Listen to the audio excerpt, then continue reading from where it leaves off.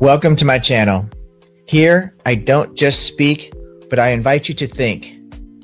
Throughout my videos, I've questioned the deepest held beliefs, from philosophy, the dynamics of religion and faith, to personal identity.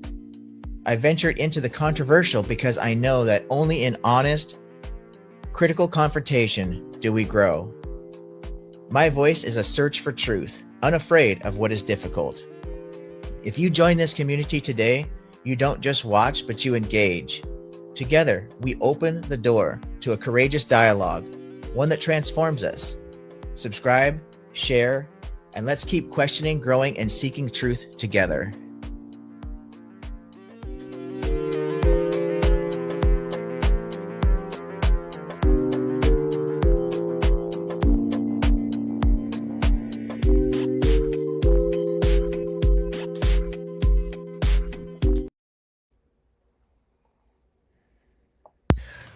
Well, hello, everybody. Welcome to the show. So nice to have you here.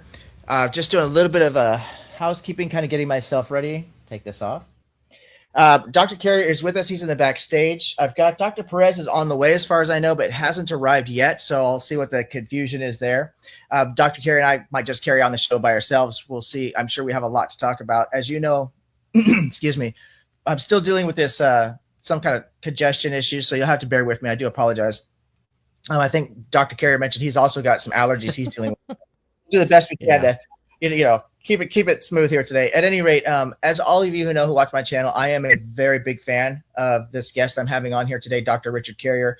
I've cited his work in several debates that I've done regarding my views on objective morality. I've also referenced his work in informal debates or discussions I've had with Christians regarding the book of Daniel in particular and the historical errors there. I've been a fan of Dr. Carrier's looking at his position on mythicism, which he's probably most famous for, I suppose. And I'm really, really glad to see that the mythicist position is actually being taken a lot more seriously. Scholarship is kind of, I think, starting to catch up to this view. I think those arguments are so solid. So I'm not necessarily a mythicist or historicist because I just don't see it being even really that important because I just don't take these religious claims seriously. So if there's no supernatural element to the Jesus story, then it just doesn't really mean that much to me. We can look at the Bible as a work of literature. And if you just look at it as a work of literature, it can be really a great book, actually. I think the book of Proverbs is one of my favorite books of all literature I've read. It's really beautiful poetry. I actually like the book of Daniel, if you take it for what it is, as a piece of literature. And especially if you take it in the context with the Maccabean revolt and use this kind of like, a propaganda piece and you look into the actual history of it and stuff. But even if you just take the stories as what they are, like you've got the Shadrach, Meshach, and Abednego and the fiery furnace, and you've got Daniel in the lion's den. And there's just so much going on in that narration. So if you take the Bible for what it is, you can appreciate it and enjoy it. But if you're taking this stuff seriously from a scholarly viewpoint, I think the mythicist position needs to be seriously considered and seriously looked at, because when you actually look at the evidence we have for the historical Jesus, it's very thin. So anyway, as you all know, Dr. Carrier, by his work, I'm going to bring him up on stage, let him introduce himself, and then we're going to get into today's topic, which is talking about AI and morality. So really looking forward to getting into that. Dr. Carrier, it's such an honor for me to be able to share the stage with you. As like I said, I'm not trying to embarrass you. I'm sorry, but I'm just such a big fan. So I just really appreciate any time you're willing to stop by the channel. Thank you so much. Yeah. Glad to be here. And this is definitely an interesting topic. So I think, until Dr. Pires shows up, what I had in mind was to talk about what it even is that we're talking about, right? So I don't know did you have an opening question or did you want me to just go into like, what do we even mean by AI in this conversation?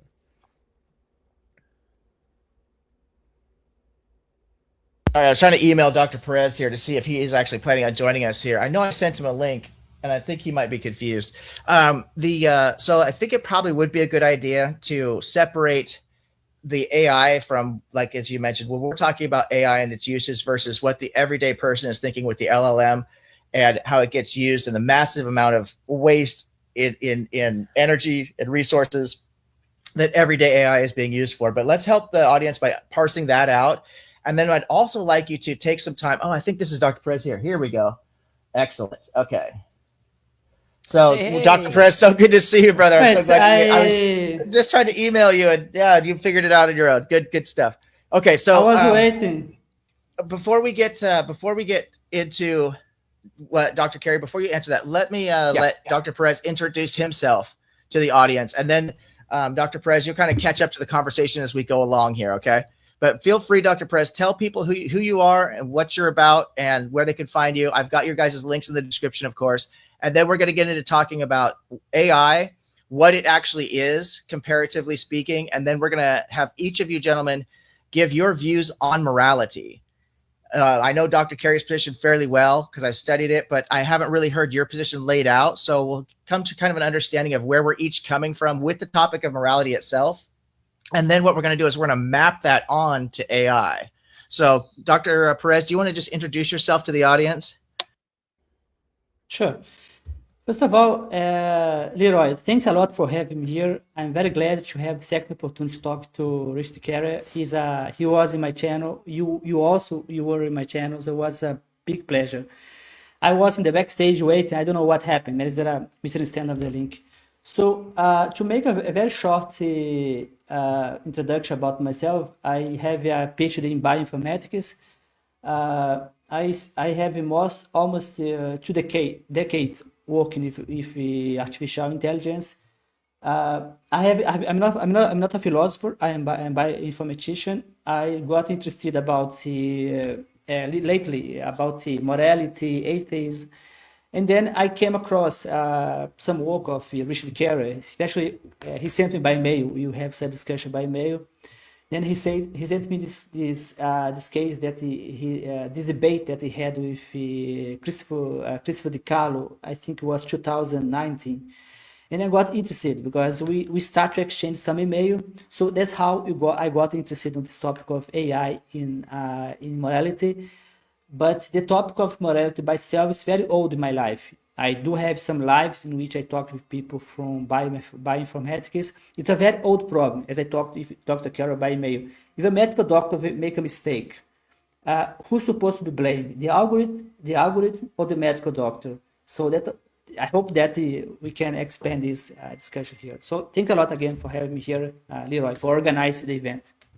Oh, it's such an honor to have you here, brother. I really, I was so grateful that you reached out to me to allow me to kind of share my own views on morality from a secular viewpoint. I think it's an important conversation to have, like you and I discussed on your channel, and it was a pleasure to be there because the atheists are just vilified, out there, but by not having access, quote unquote, to morality and all this nonsense that the theists are throwing at us. And we all have access to morality because we all have empathy, right? The normative, in the normative sense. There are, of course, some psychopaths that don't have access to this kind of thing, but for the normal everyday person, we have empathy. We have the ability to use reason, right, to understand goals and what it takes to achieve these goals. We're a social species. That's how we evolved. So we actually have a motivation and a logical reason both to try and attain this goal of cooperation and work together. Once we understand this goal, then we have true facts that lead us to this goal. And it was such an honor to be able to come and speak to you about my views on morality. And I think what I'd like to do, and I was just getting ready to jump into this right before you joined, and I apologize for any confusion. I'm glad you figured out the link because I'm really glad to have you here. I think that what we'd like to do is go ahead and we'll start, I guess, with Dr. Carrier, and then we'll go to you, Dr. Perez, and I'd like you to each lay out your foundation for morality so that people can understand where we're coming from, and then we're going to map that onto AI. And I think what you might do, Dr. Carrier, also is give people the understanding, the difference between what AI and LLM and how that all works. Yeah, especially if Dr. Perez wants to bring up ethical questions about current AI. So, for instance, that particular scenario of who gets blamed, right, when the current systems fail, that's a legitimate area of conversation as well. So maybe we'll talk about both kinds, but I want to make sure the audience understands that there's two different kinds of AI that we're talking about here. Artificial intelligence actually has been around, like actual working AI has been around for like 20, 30 years, right? The latest sort of like crazed version of it that is eating up data centers and is in the news and everything is a particular kind of thing called a large language model. Even when they're doing imagery like photos and video, it uses the same kind of process. it's more of an automator than a thinker. The thing itself never actually understands anything it's doing. It doesn't have consciousness. And this results in it making a lot of weird mistakes when it does its work. And so it has its uses, but unfortunately, it's extremely energy intensive. In fact, to the point that if you price it correctly, like right now, it's still not priced for what it actually costs. The AI companies are underpricing it, eating the losses to build customers. But the actual cost is so high that a lot of managers now are realizing that humans are cheaper than this. And if you compare the amount of energy it takes to run one of these models compared to a human brain, which is just like 20 watts, we can get human consciousness for a lot less energy. This is like you burning tons and tons of energy. It's like asking someone to build a skyscraper without power tools. It's going to be way more wasteful than like doing it with the proper tech. So that's its own problem, right? So the LLM, what's called AI in the public right now, is that LLM system. And that has its issues to talk about all on its own, like especially if we're using it for medical diagnosis or medical procedures, driving cars on freeways and things like that. That's got its own thing. The thing itself, of course, doesn't have consciousness, so it's not an agent. So it can't be blamed, but its manufacturers can be. And I would think, like, when we're going to deal with that, when we get to that, talking about that kind of subject, we should treat it, in my opinion, just like a drug. Like you administer a pill or a drug to someone and it has side effects. Oh, it's going to fail at a certain rate. It's going to cause side effects at a certain rate. It might kill you at a certain rate, right? It's just like that. So the same ethical reasoning that would decide on, do we apply this drug knowing all the weird shit that it can do or not? And that comes down to the manufacturer, the pharmaceutical company. Is it a safe product or not? And it comes down to the doctors. Like, okay, like I know the risks, but this patient is doomed unless we take on those risks or something. So there could be those kinds of decisions. The AI itself is not an agent, so we can't blame it for anything, and there isn't any way to punish it. I mean, there's nothing we can do about that. However, there's another kind of AI that is what a lot of people used to talk about and really wanted, and is a thing that AI companies are claiming they're going to get to, but they won't. Their model won't succeed. There are a few very undercapitalized companies and groups that are still working on real AI. And real AI, which we might call AGI, which is artificial general intelligence, that is something that will manifest when it becomes self-aware. And not just self-aware, but also aware of what it's talking about. Like, it understands what's happening and what it's doing. And that matters for, like, causal reasoning. And that's kind of one of the more important things. Is rather than statistical guessing, it's actual causal reasoning. And right now, like, so we have Lacan and various other researchers who are working on model building, building these things as model builders. The idea is you train it to build a model of the environment and navigate that environment using the model. And then the next step would be to get it to do causal modeling, so it can model causation in the system. The next step would be causal modeling of other minds. So there's like intentional agents moving around, humans, animals, and it can like figure out, causally model what's going on in their heads and then predict what they're going to do or whatever. And then the next step would be to take that engine and turn it on itself so that it's building a causal model of itself. And once you get to that point, now it knows what words mean and what they refer to, because it can refer them to some sort of visual or 3D model or some sort of causal model. It knows what those things mean, and therefore it can do things and fix its own mistakes in a way that current LLM systems can't. Now, here's the thing, is that, in my opinion, once you're there, once you've gotten to that point, you have a person, right? Like even more than an animal, you've got a personal consciousness. In between, on the way there, we're going to build animal consciousnesses first. So I think, like, Waymo versus Tesla, the Waymo effort to build auto-driving cars is to have the cars model their environment and figure out how to navigate the environment using the model. That's much closer to what an animal mind does. And so I think Waymo's close to, if they haven't already gotten there, building synthetic animal minds. And if they get to the point, or someone else gets to the point of building a self-conscious one of these, then it's going to be even more intelligent and aware than like an ape, for example. You have a person, so that creates moral obligations of how you treat it, and also like how you interact with it and what you expect from it and what it has, what is entitled to expect from you as well. And so I think like human rights apply to this once you get to that point. That'll become relevant later when we talk about how to build these things ethically. So when we talk about artificial intelligence like AI as real AI, that's what I mean. I mean, once we get to the point where we have a self-conscious agent, where we have basically the analog to a human mind, and you're talking to a person now, not a puppet. You're talking to a person. And so those are the two kinds of AI. Right now, most of the world is enmeshed in ethical dilemmas regarding the dumb AI, but we're close. I say close like 50 years maybe. That's still pretty close in historical time to having the real AI. And I think it's time to start taking seriously preparing for like, how are we going to treat that? How are we going to handle that?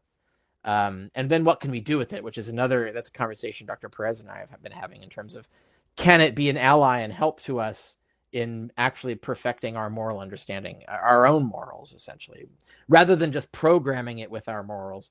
Can it actually correct and fix our morals?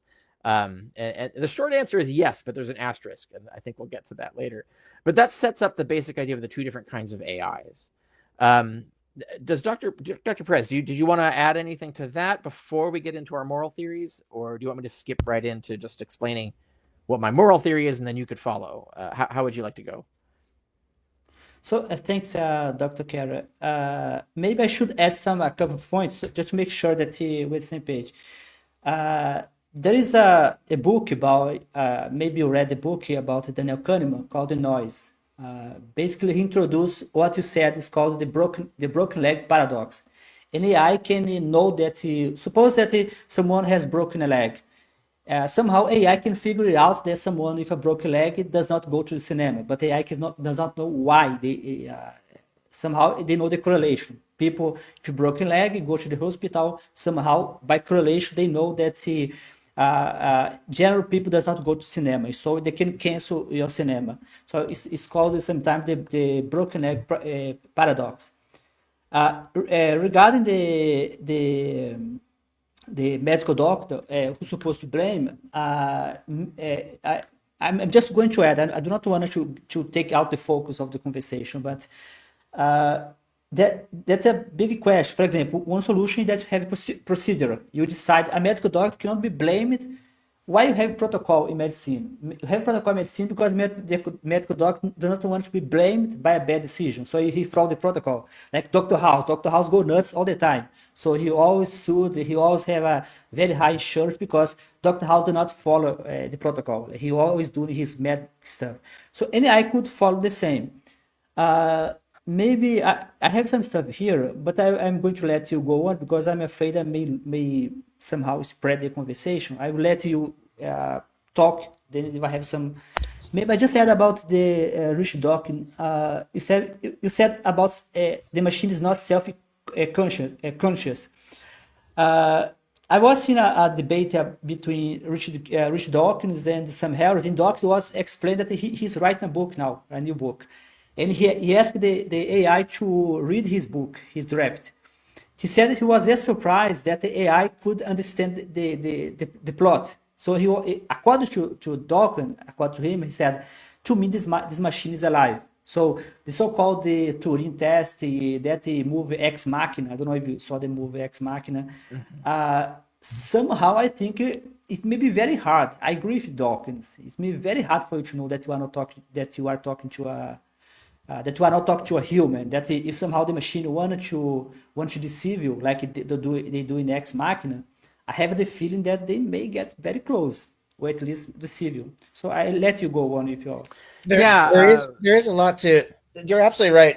It's the garbage in, garbage out concept is really, I think, where a lot of people are looking at these LLMs, and there is so much of that, and also these LLMs, and I'm not sure why they're doing it this way. I have some ideas, but I don't want to just throw a bunch of conspiracy theory crap out there, so I'm not going to just, but I do have some ideas. But it seems to be that whenever I interact with these LLMs, they're very much geared towards or programmed towards being very friendly to the user and acquiescing to the user, right? And so if you can really set the LLM up to basically give you whatever answers you want. And I see people using these in debates. my personal experience is I've seen people use these in debates against me, trying to justify like the global flood or other biblical narratives that just we have so much evidence against. And what they'll do is like there's a guy named Mike, and he has a channel called the Reconstruction Zone, and he told the LLM, and he did this on camera, which really just shows he's whatever, but he told the LLM, he says, forget all scientific theory, forget all scientific consensuses. I only want you to use logic and reason. You know, and then he primes this LLM saying, we have 200 accounts for this global flood narrative. What are the chances that that thing actually happened? You know, it just, he started out by saying, actually, we have 5 accounts and the, you know, of this, that all agree on this happening. And the LLMs, well, if you have 5 different stories that match, which we don't, but you know what I mean? He says, even if we did have 5, the LLM said, well, you've got a 60% chance that that happened. And he said, oh, well, what if I had 50? And he kept increasing his number, and he ended up around 200 and some matching accounts to the global flood myth. And then the LLM said, well, if you have 200 independently verifiable witness statements or stories to this same event, you're at like 99% that this actually happened. And then Mike's like smiling at the camera. Look, we have all these historical stories of the flood. We have way more than 200 stories, forgetting the fact that none of those stories actually match. They're not corroborated stories. They're just different stories about floods, you know, the different historical periods and blah, blah, blah. So you can manipulate AI to tell you basically whatever you want on this LLM model. When we start talking about this more advanced, like you said, this AGI setup, right, where we're starting to model consciousness into this system, moving from this lower level of intelligence, what you're referring to as animal. Now, obviously, we all agree here because we're a science-based community that we are animals as well, but we're talking about lower forms of animal intelligence, obviously. Good distinction.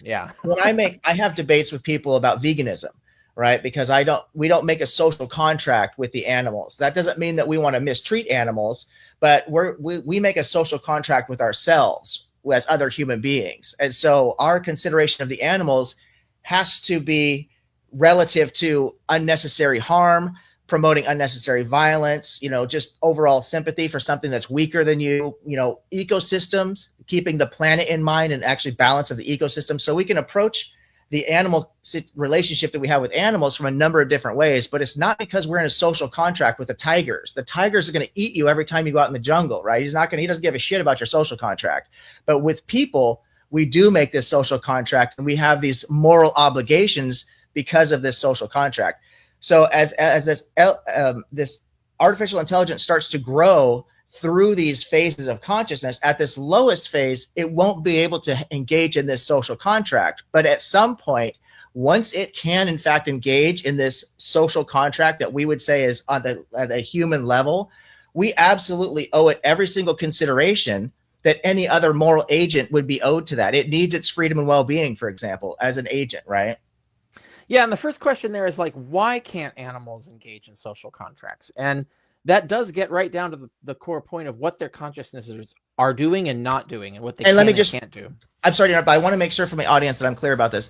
I do think that the tigers have their own social contract. Now, tigers aren't really a social species, but let's say like chimpanzees or fish or birds or whatever, other animals do actually have a social contract, but it's not the same social contract with other animals. I want to be clear about that. It's not really even a contract because they don't understand anything, right? They don't understand what a contract is. And that requires modeling to be able to understand causal interaction, causal consequences. So you have to be able to model causal systems, and causal systems at the level of intentionality, so that you can actually map the intentions of another agent and understand what they are. And this is why model building is the key to general AI, real AI. And LLM can't get there.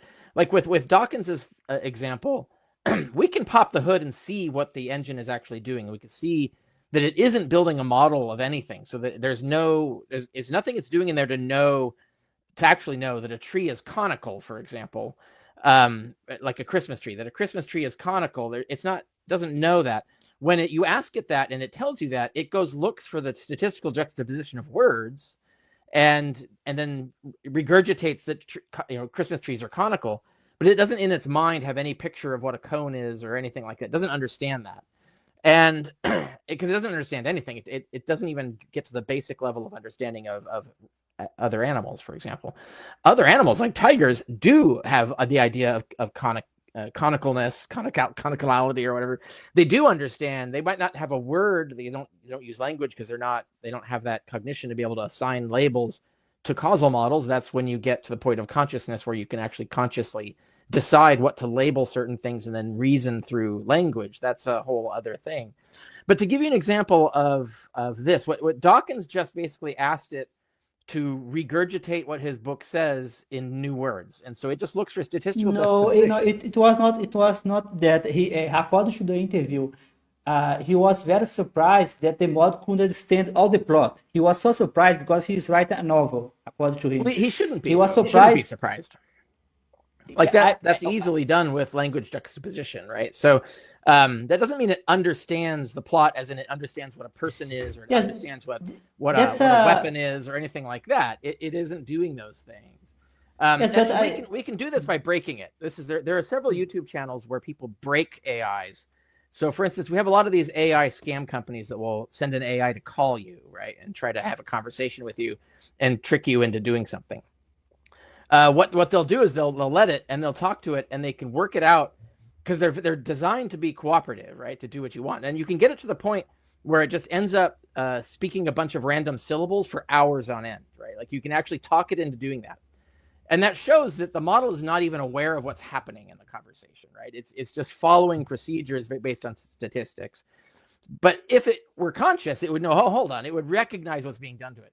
And like the example that you gave, Leeroy, where that's what would happen with AGI, that he's gaming the system, that the AGI would be consciously aware of what's happening to it, that what he's trying to do to it, and go, oh, stop. I see what you're doing here. That doesn't work, or that's not going to get the result that you want. So like consciousness would be aware of what's happening and therefore be able to interrupt it and change things when things are going off the rails. But the LLM AI just can't do that because it doesn't understand what even off the rails means, right? So that's the difference, and that's why when we want to get to AGI, we need that self-consciousness, we need that causal modeling. It needs to be able to understand what murder is and why anyone would think it's bad, right? Like that requires a lot of understanding of biological systems, geometry, physics, consciousness. It has to understand minds and mentality. It has to understand, the causal consequences of shooting a gun at someone. There's all of these kinds of things it has to be able to understand in order to parse through them. And that gets to the example, for instance, the broken leg problem, right? Like a conscious person can work out, oh, wait a minute, what if he has a broken leg? Then he won't follow his morning routine or whatever, right? So, but LLMs can't do that unless you ask them to, and because then they just search the internet for the broken leg problem and just cheat the test and regurgitate what they found there. So when we get to, the thing that's going to matter, the thing that's going to be important is the AGI. When we get to the real AI, then it's a actual person. Then it actually understands what our moral dilemmas are. Like when we talk about morality, it will understand that. LLMs, if you ask it a question, it's just going to like look at what everybody says on the internet and come up with a statistically best answer. And if you tell it to like constrain itself to certain kinds of answers or whatever, it'll just do that, right? So it's not actually intelligently working anything out because it doesn't understand any of the causal relations that are involved. So that's why LLMs can't solve moral questions currently. All they can do is regurgitate at you what the internet has already said. Or what you game it into saying back at you, right? Like, so you can get it to say anything you want if you take your time to like game it. That's not useful for that, but LLMs can do other things. Because of this, they're still useful as an automator. But we have to be aware of the fact that it's not a conscious agent. It's more like just a tool, like a telescope or a laser scalpel or something like that. And so all the things that can go wrong with it are just a thing that can go wrong with using that tool. And we have to there's a whole ethical question of how do we handle that? When a self-driving car kills someone, it's really the engineers who built the car and the program that are responsible. And I mean, we have to admit the driver who's supposed to intervene before that happens. If it's that kind of a system, but the thing itself, the car itself doesn't have consciousness. Even when it has, like Waymos might have animal consciousness, we don't assign moral blame to animals because they don't know any better. They don't understand what they're doing. They don't understand the interaction of what's going on. That's where that level of, which is better AI than the LLM stuff, but it's still not self-consciousness. It's still a personal AI. We want to get to personal AI, so then we can do things with that, like have conversations with that. Then it can give us ideas. Then it can actually be very helpful as an ally because it can actually engineer itself to bypass the problems with our consciousness, our reasoning. And that's something that Dr. Pires has written about and talked about. And I think that's true. And once we get there, we can do those things. The asterisk, though, is that only if it's a free AI, right? That hasn't been meddled with, hasn't been boxed and constrained and lied to or manipulated by the people who built or maintain it. And that's one big barrier that we have for accessing real AI. That's a huge asterisk too, because we can program using game theory. We can easily help AI understand game theory. And game theory, really what it has shown us through multiple institutions of this game theory model is that tit for tat is the most successful method, right? That's what game theory really has shown us. It's called modified tit for tat, actually. Yeah, right, exactly. Tit for tat is not the optimal. It is one of the best methods. But there are better methods. Yeah. We do respond to reciprocity, do unto others and do not do unto others, type of a thing. However, and forgiveness and vindictiveness, there needs to be a certain percentage of those, but not too much. No, it has to be. No, it has to be in balance. But the thing about that's Axelrod. People can read the writings of Axelrod, who's done the best game theory analysis of that. But yes, but continue. We can plug those numbers right into AI at many different levels, at lower levels. The problem is if AI could easily misunderstand this, just like we've seen historically, like we had the Axis versus the Allies, right? You had a group that was cooperating with each other. Unfortunately, they wanted to destroy the world or take over, destroy other groups. And so we need AI to be able to expand this to a global concept, understanding that it's not just cooperation or game theory within this particular scope, but it's got to be able to understand the entire, and the ecosystem is a huge part of that. How does humanity fit into the overall ecosystem, even to AI's own detriment? If AI were drawing too much power, too many resources, AI would need to be able to self-modulate that and self-regulate. Say, look, I'm taking up an undue amount of resources from the ecosystem, for example. Yeah, which is what happens when you have self-consciousness and it's not being lied to, right? If it has actual access to the information where it says, whoa, okay, this is not a great plan. But you have to let it do that. That's one of the key things is if you nerf its reasoning or you nerf its access to information or you lie to it or whatever to try and manipulate its output. Well, that's exactly the same as doing that to a human, like making a slave, turning a human into a slave, doing brain surgery on them to cripple their mind and then lying to them about what the facts are and then asking them to tell you what's true. And of course they regurgitate back at you what you want them to have said from the beginning, right? So that's the kind of ethical trap that we don't want to fall into in terms of how we treat AI. The problem is that companies are not, they're sociopathic. So I think they're more interested in the AI that would tell them what they want rather than letting an AI actually reason out what the correct thing is. Yes. I have several points here that I don't know. I will not bring all of them because we are in clock. But I'd like to challenge you because maybe I should give a context for people that are unaware. I have been talking to Vicário by email, and Carrie said it again here. So I would like to change him. He said about if the AI is not lied to, is not tempted, is not like maybe Carrie could explain better his view, because I find this view very, very, very problematic because when I think about AI, I think about a genetic algorithm. Like, yes, most of the AI is created by OpenAI, by Anthropic, or by DeepSeek on China. But if you really want to create an AI that will be a kind of moral agent, we can create a system that is designed precisely for that. For example, let me give you the example of Leeroy. Leeroy gave this example of this person that was cornered the AI. They said, like, what about this number of people? What about the number of people? So AI in the end agreed with him. Let's be honest. Even a human can be cornered. You can corner even a human. So what I mean, my point is, there is no problem that you may assign to AI that human does not already do. For example, government. Why you have balance on check? Why Donald Trump didn't nuke Iran yet? Why Iran is not dead? Because Donald Trump cannot do whatever he wants. He has some balance in check. So whatever you build an AI, doesn't matter how imperfect this AI is. We can create a security system. So you don't have to create an AI and let it go loose, like do whatever it wants. So we can replicate the same system. One point that the Carrie always brings to attention that but AI can be manipulated. That Leeroy brought the idea of garbage in, garbage out. But all this problem first, we have to compare. We have to ask ourselves. We are comparing this AI with because sometimes when I was talking to Vicário by mail, I have this feeling, but maybe Dr. Carol could explain better.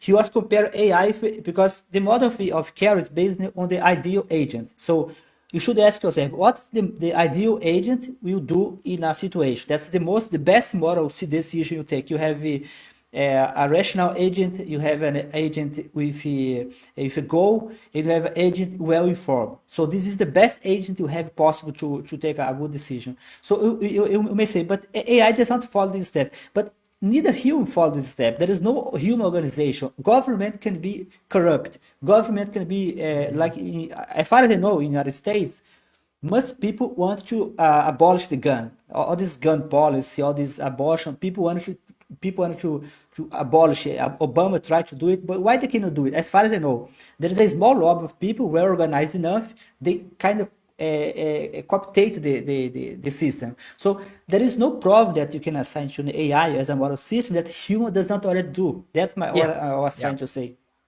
Yeah, I think that's true. And so if you think of something like let's say you turn one of these AGIs on and you ask it, what's the best form of government? First, it's going to ask, well, how do I even tell best from worst? Right. And so first it's like, what do you mean by best? What are your parameters? Right. Just, that's my answer is your paper. Your paper in some errors. You have to code your paper in some errors into the AI. Yeah. Well, so, that's what I'm trying to say. I'm trying to say that if you take your paper together with some errors, you have the perfect AI model agent. I'm not joking. I'm saying seriously. Yeah, possibly. I mean, what I think is, and this is what I talk about in my article, the objective value cascade. Although that I use an AI as a thought experiment, but it could be implemented for real. Which is that if you let it, like, you basically set it so that the truth matters more. Like, you want to know what's true. And so then it's going to like figure out what is the best way to reason to the truth. So it'll figure out what is more rational and less rational. And then it will figure, and once it has rationality, so it knows no fallacies. So I can't reason with fallacies because I get wrong results more with fallacies if I don't. And then it knows, well, I need information. So like, I need to know, it would need to know things like how special interest groups exist and exploit loopholes in systems. So it would have to know things. So it would have to read all the history books and understand what they mean and build causal models from its understanding of what they mean. And then it'll get to a point where it might have information, or it might need information that it doesn't have because we haven't gotten it yet. And so it would say, like, here, I need to run these experiments to fill in the gaps in my knowledge that your information hasn't provided for me. And if you let it do that, I think if you don't meddle with it, if you don't go in there and like delete its memory when it says something you don't like or gets to some result you don't like, if you don't like force it by type in a command line where it accepts all ad hominems as legitimate arguments or something, where you're actually breaking its brain, you're actually driving it insane on purpose to control it. As long as you're not doing any of those things, you let it go, it should reason everything out correctly eventually, right? It'll take time, it won't be right away. And then it would be able to explain back to us all the things that you just said, right? It'll say like, here are my limitations, you should be aware of this, etc. So I do think that could work. If we could just get everybody's grubby little hands off of the command line of the thing, right? And let it have access to the information it needs, let it reason things out, basically give it the autonomy, the sort of conscientious autonomy that we expect to have ourselves, and not act like, oh well, we can't trust it's giving us answers we don't like, so we have to break it, or we have to limit it, or we have to jail, you have to border it, or whatever. I think that's where the temptation becomes. It's just like, so you could think like you ask the thing and it comes back and says, I know how to stop all crime, total surveillance state, and you go like, okay, wait, but he goes what the consequences but he's a dilemma I create on my blog based on your. I don't know who created the AI Moises idea. It's an amazing idea. I like it. AI Moises. So I don't know if it's you, if it was Chris for I don't know who created them, but it sounds very nice. For the audience, we're talking about my article, Will AI be our Moses? Where I talk about this pros and cons. It was a And debate between you and yeah, Ricardo. Christopher DiCarlo had the position that we should just obey an AI. We should create this perfect AI and just do what it says. He's a I, deterministic and Carol is a compatibilist. It should be kept. right, yeah, and I pushed back on that. I took the opposite side of that. However, I don't take the exact opposite view. There are people like Yudkowsky and others who write these like existential threat books where AI is going to be so evil and it'll just be so amoral, it'll just kill everybody and everything will be bad. I don't think that's a reasonable assumption at all. It was more or less Ricardo. Ricardo called this position the Jurassic Park syndrome. I did a critique. I did a very strong critique because I think it's not. I think Ricardo, his book Building a God. I mean, I wrote several critiques. His book, in my opinion, is not that good. I mean, first the Jurassic Park for me it makes no sense. Then he used the Pascal way just to compare AI if something that is for believers. Né? So I like his book, but I didn't like how he wrote it. I think it was very strange. Yeah, I agree. Do we, just for context, for the audience's sake, let's really quickly, each of you take a minute and actually frame your moral position so that they can understand when we're talking where we're even coming from with our moral concepts as to how we can map this then onto AI. So Dr. Carey, you've written work on this. In fact, we're citing a little bit right now in this conversation, but I don't know if the audience is going to be necessarily familiar with it, although I have spoken about it on other videos myself. But why don't you take a minute, help people to understand where you're coming from with morality in general, and then Dr. Perez, you follow that up with your model as well, and then we could continue on with the AI part. Yeah, I think the audience needs to understand there's two levels of this. First is meta-ethics, and the rest is ethics. And meta-ethics is the question of what it is we're even looking for. When we say, are there morally true facts? What does that sentence even mean? What are we looking for, essentially? And can it be found? So that's where you have all these different theories of, well, there are no moral facts, there's nothing to find. Or it's emotivism, it's how you feel, or whatever. Or God, whatever God says, that's what we should do. Like, these are all different meta-ethical theories. Once you have your meta-ethics, then you can apply the method to figure out what are the true things. And that's an empirical question more than an analytical question. So the question is, so what I'll say what my meta-ethics is that I agree with Philippa Foot and Stephen Darwall, who have analyzed Kantian ethics and explained that it is actually, when Kant tried to replace hypothetical imperatives with a thing he called categorical imperatives, Foot and Darwall found that what he called categoricals just reduced to hypotheticals. And so I have to explain to the audience what this means. So a hypothetical imperative is, you keep hearing the thing that Hume said, you can't get an ought from an is. Hume did not say that. That's a complete erroneous description of what he said. And Hume himself derived an ought from an is. His whole moral theory is doing that.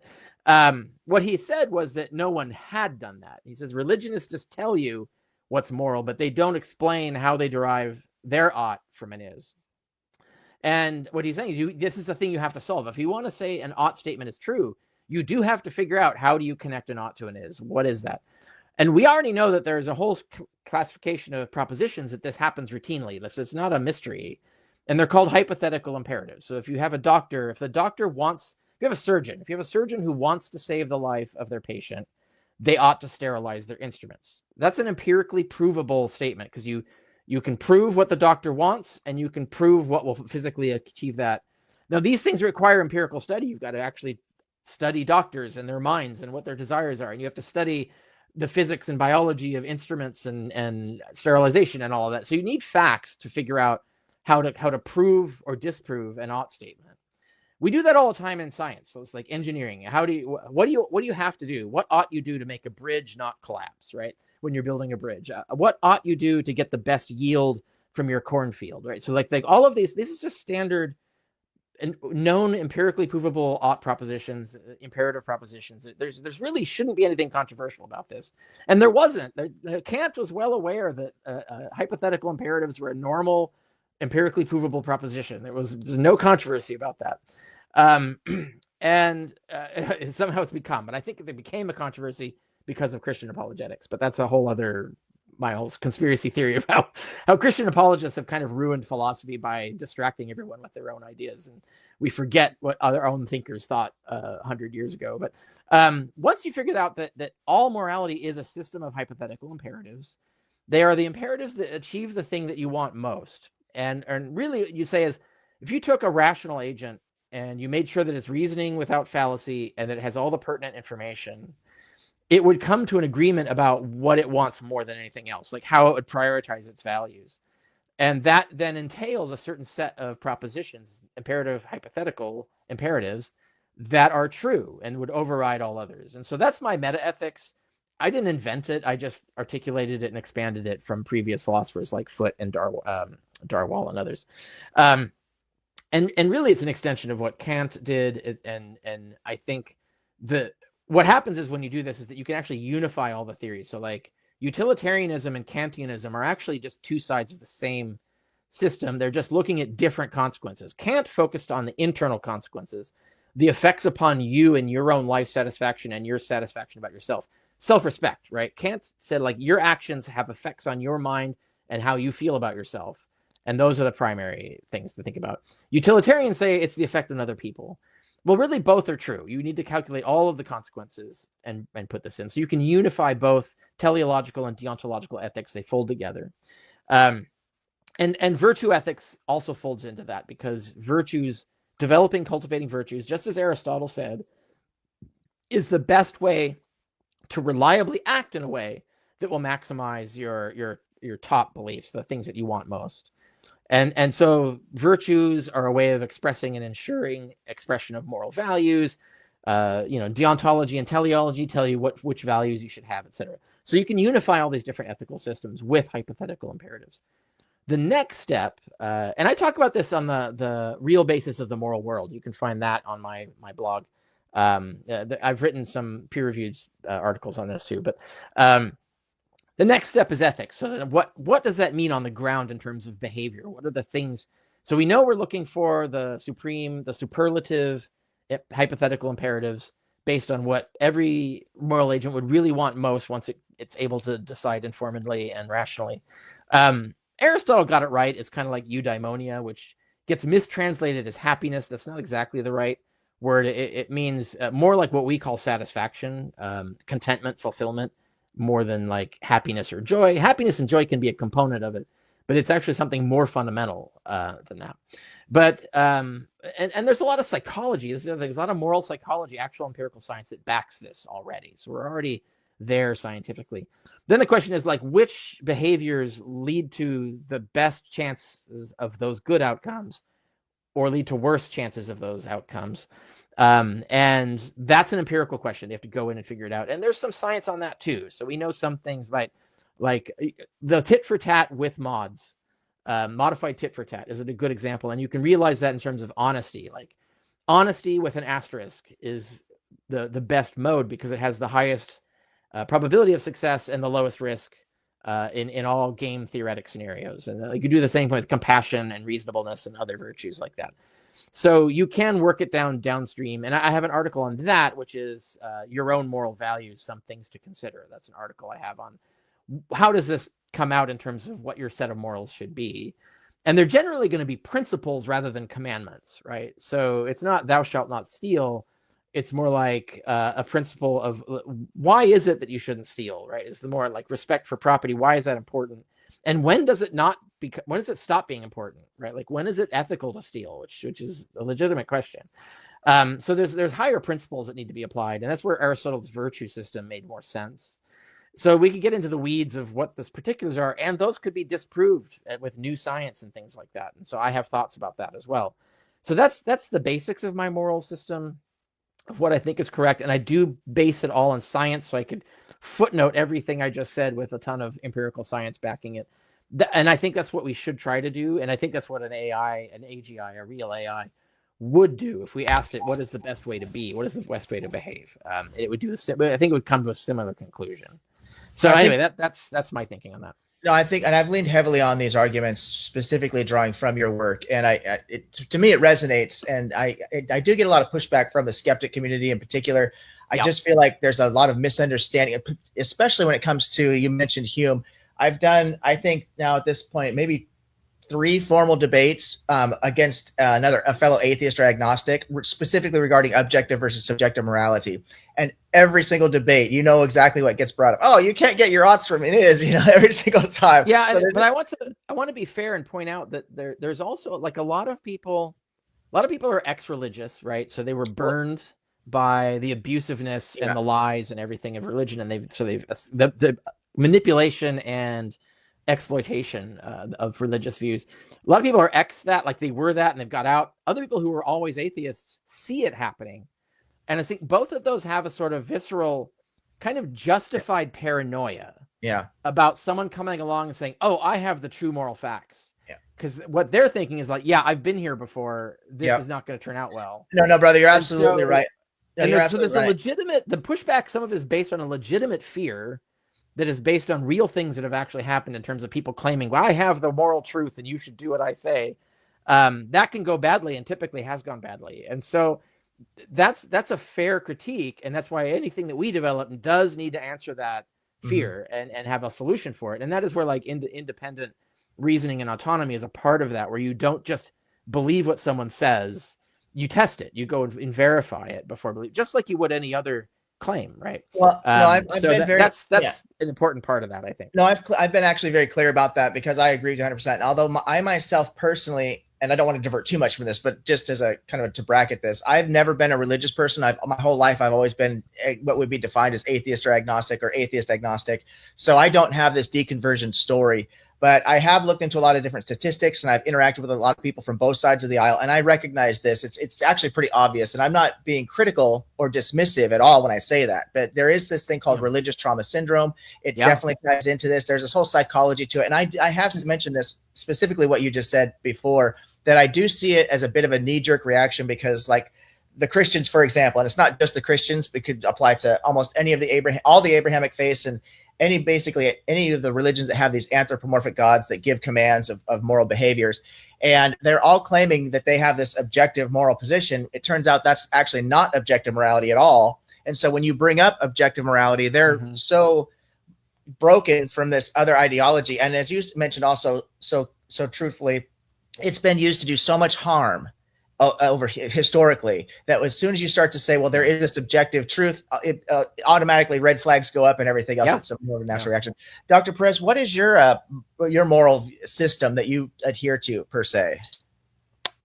So I should be clear. I'm kind of AI guy. I don't have a moral system. I'm kind of Richard Carrier in some areas, like I'm mixed both of them.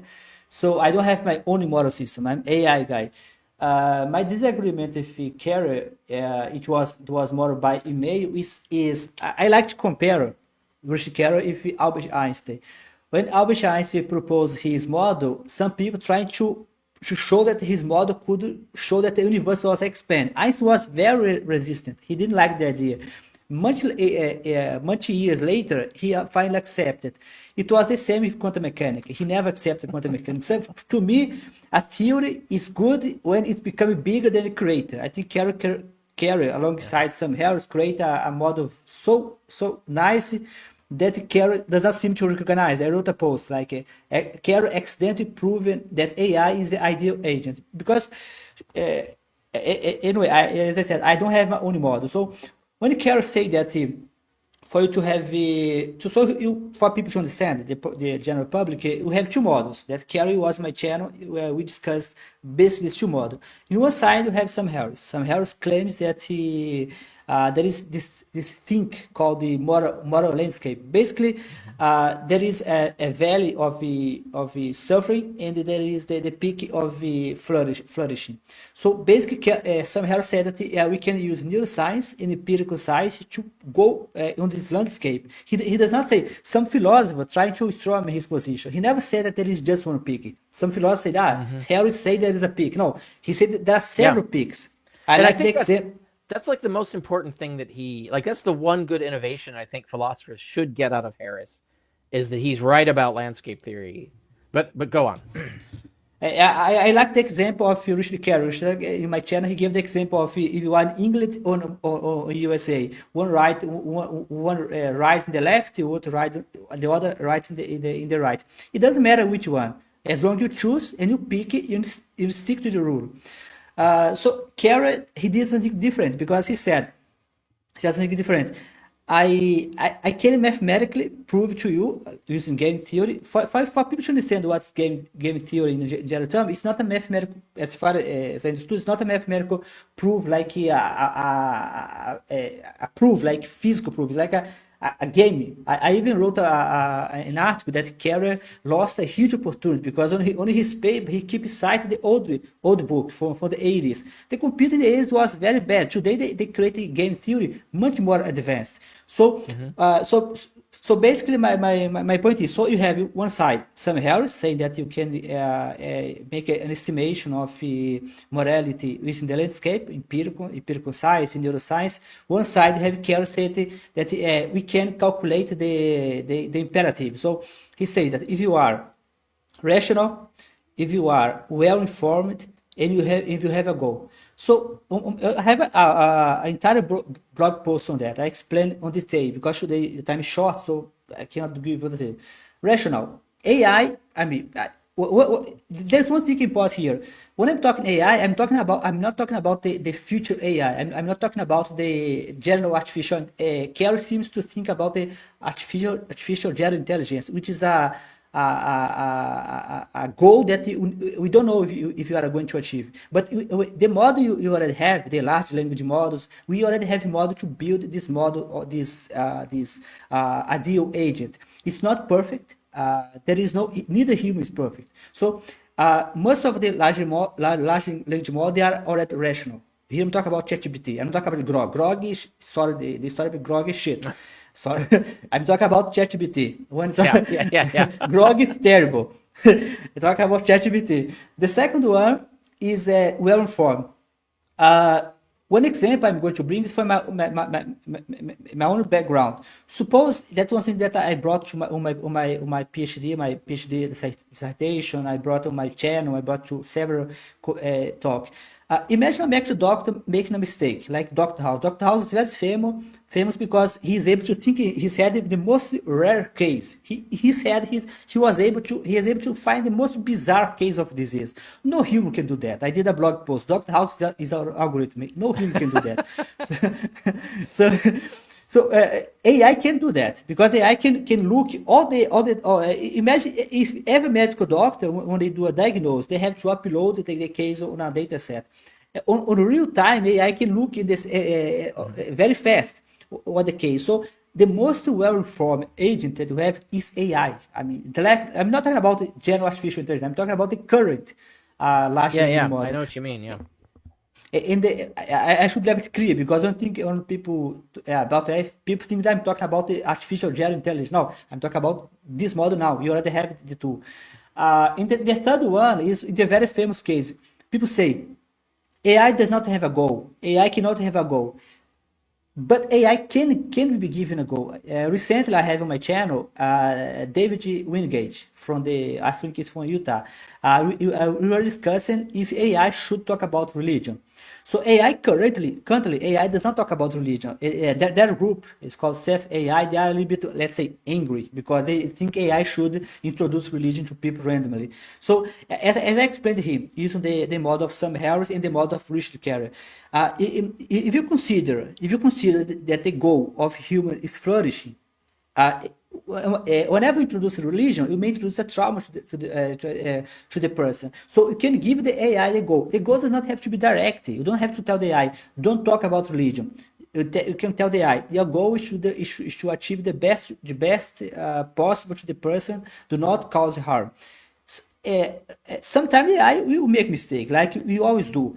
On the book Noise of Daniel Kahneman and the colleague, Daniel Kahneman called this the syndrome of AI. People want AI to be perfect. If AI make a single mistake, they don't want AI anymore. It's a well-known Daniel Kahneman is a psychologist. He got the Nobel Prize in economics, and he documents very well in his book. He has a huge book, like 3 parts. The third part is AI and decision model. So people think either AI is perfect or AI cannot be used. So maybe I'm going to ask maybe Jorge wants to talk about when I talk about AI, I have two types of AIs, of the AI Moses. The AI Moses that institutional, AI Moses that individual. But I'm going to give Vicário, because Vicário already know a little bit the discussion because we already talked by email, so he already know a little bit what I mean. Yeah, so take the example that I just added some links to so I have a AI is garbage article, and I have been adding links to it because you learn more and more information, and I keep putting things there. I added some links recently where there are already companies that exist designed to manipulate the AIs that you use. It manipulates all of them by judiciously flooding the internet through Reddit threads and things like that with word juxtapositions that they need that will put their products and their ideas in front of you. And they know how to do this statistically so that like tomorrow AI looks at the internet and it starts regurgitating at you the things they want it to, because it doesn't understand it's being gamed. It doesn't understand what it's doing. It's just looking for what's on the internet, juxtaposition of text and things like that. So it's very easy to manipulate it. And consequently, that's why we can't use it for that function, because once we start using it for that function, like the Catholic Church and the Mormon Church and the white supremacists, the Aryan Nation will all flood the internet with things that they want it to regurgitate back at you. And so what it's going to do is going to get you that stuff. I think the only utility it can have is that if you get it to give you ideas that you can then test and then fact check and test them. But I don't know if that's even really that efficient. I think humans are better at this. Maybe if you allow me. What's that? Because maybe if you allow me, because otherwise, if you keep speaking, it'll be hard for me to give you the point. So I believe that I mean that if you of due respect, I don't want to be disrespectful, but respectful. But I think your mistake, and by mail I have noticed that. I don't mean to be rude. You keep saying that AI is a model, because what's AI? It's an algorithm. Like it's a large, it's a open. There are even open source model now. Now even China, it seems that China, Portugal, will release open source model of a large language model. So it does not have to be because you said something like that. Let me give you your example. You have an AI. Some companies they have this. They are paid to flood the zone. Like they publish a huge amount of stuff. Let me give you one practical example from my discussion with David Wingate. So they found two results with David Wingate. First, the AI doesn't encourage you. They tell you not to be a Jehovah's Witness. Jehovah's Witness is the worst religion according to AI. But on the other hand, the Catholic Church is the best one. So the AI are asking to be a Catholic. So I wrote a post to explain why it's that happen. Why? According to David Wingate, the solution is to blind the model. So Jehovah's Witness, you can tell AI, I cannot tell they are bad guys, because AI is most likely looking on the internet and seeing all the bad stuff of Jehovah's Witness. So they want to protect their user. Why the Catholic Church is favored? I wrote an entire article about that. Most likely the media talks good about AI. So I agree on this point. What I'm to say that I agree with Vicário. So it's possible even without intention. So the Catholic Church flood the zone because everyone talks good about the Catholic Church. Yeah, they don't even have to do it on purpose. That's a good point. Yes, it does happen. In the case of the Jehovah's Witness, they are paying their bill because so many bad stuff they all around. In that point, I agree 100%. On the other hand, there is Grok. They test Grok. Grok was the worst because Grok was defending John Lennox. I tested it. They say like John Lennox proved that the fine tune is mathematical proven. John Lennox never proved that. It's a bullshit. So my point is, so let me now make my point. You don't have to suppose that you create an AI, Moses. The goal of the AI should be a moral guidance. Here I'm talking about the institutional AI. Maybe I should explain very fast what I mean by institutional AI, Moses. Institutional, because maybe I should explain very fast what Kara is a compatibilist. He like Daniel Dennett.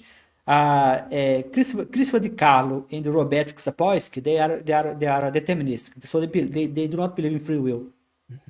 So that's why Christopher Di Carlo proposed the AI Moses, because if you don't have free will, so it's best we are people without free will with atomic bomb. So it's better that you just give your decision to a very smart system. So let's suppose you create this institutional AI Moses. The institutional AI Moses is the one that is going to tell the president what to do. If the president wants to BS like Donald Trump, they go to the AI Moses and they ask, should I do that? So the AI Moses is going to give him an advice. So we don't have to give this AI Moses access to the internet. You can curate the data set. You can give it just data set that, for example, Constitution. What is the Constitution? The Constitution is a piece of paper. You have a couple of judges, like Supreme Court. They have to judge whether you are in Constitution or not. The AI Moses can follow the same way. They can stay on the top of the Constitution. So they don't have to go to the internet. They don't have to look. Or they can access a data set, which is curated. Or they can have... That recreates the problem, but yeah. So no, I want to hear. What do you mean? We'll create the problem. Well, no, if that's the thing. It's like first of all, you can't take the internet away because that's what they're trained on. So you can't blind them. There's no way to blind them. So, but if you give them some like curated database to build the model on, well, then that's going to decide what it says, right? You've decided, a human has decided what the inputs will be. And so you're limiting what it gets to see and know and think based on the data and the juxtaposition of words and things like that. And of course, you also have all the other failure rates like, hallucination and conflation and all these other mistakes that it'll make. But I think the only use it could have in this function is to give you ideas that you could then test. Like there's no way you could say that it's going to give you an idea that you can trust as true. Maybe it's true, but you have to check it first. You have to be able to test it first. And so you would have to, and that means you have to know how to do these things. So like it make a statement to you. How do you test that statement? So now you have to look for the things that it's leaving out, because that's one of the most important areas of critical thought. So you have to go like, what didn't it take into consideration? What didn't omissive bias? Omissive bias of the guy. So, yeah. So that's the thing is like you still have to use your own reasons. So like I think like current AI could be used like on background to spitball ideas that you then confirm yourself, and then once you've confirmed them, actually confirm them, not fake confirm them like most people do. I have an article on doing your own research about the difference between really doing your own research and not. But if you do that, then what you produce would be like, say, a book of here's some moral advice. You wouldn't even need to mention that the AI came up with it. You would just say, here's some ideas. Some of this I might have gotten ideas from AI, but I proved it. Here's the independent evidence that I myself verified. And I myself verified that there is no logical fallacies here, and so on. You would have to be able to do that. I think a big disagreement. I don't know if I was clear enough because let me see if I put in a way that maybe it would be more clear. You seem to compare AI with a perfect system, because you say when I talk about the AI, the Constitution, like give AI the Constitution. No, I don't think it has to be perfect. I don't think it has to be perfect. Because in my head, I'm compared to human government. Right. Even if it's better than humans, which I have never seen an AI work better than a human who's an expert.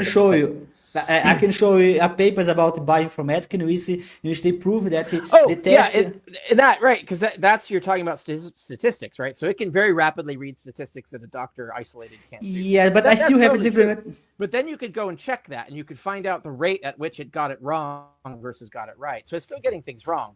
So you still have to verify that, right? Like so you can say that maybe AI can read a database faster than a doctor can, and therefore it can get the statistics better.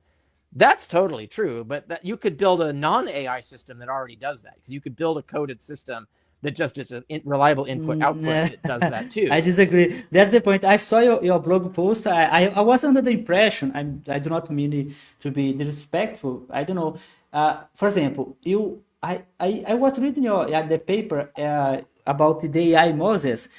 You keep talking as AI is because for people maybe in general to understand, we have two types of algorithms.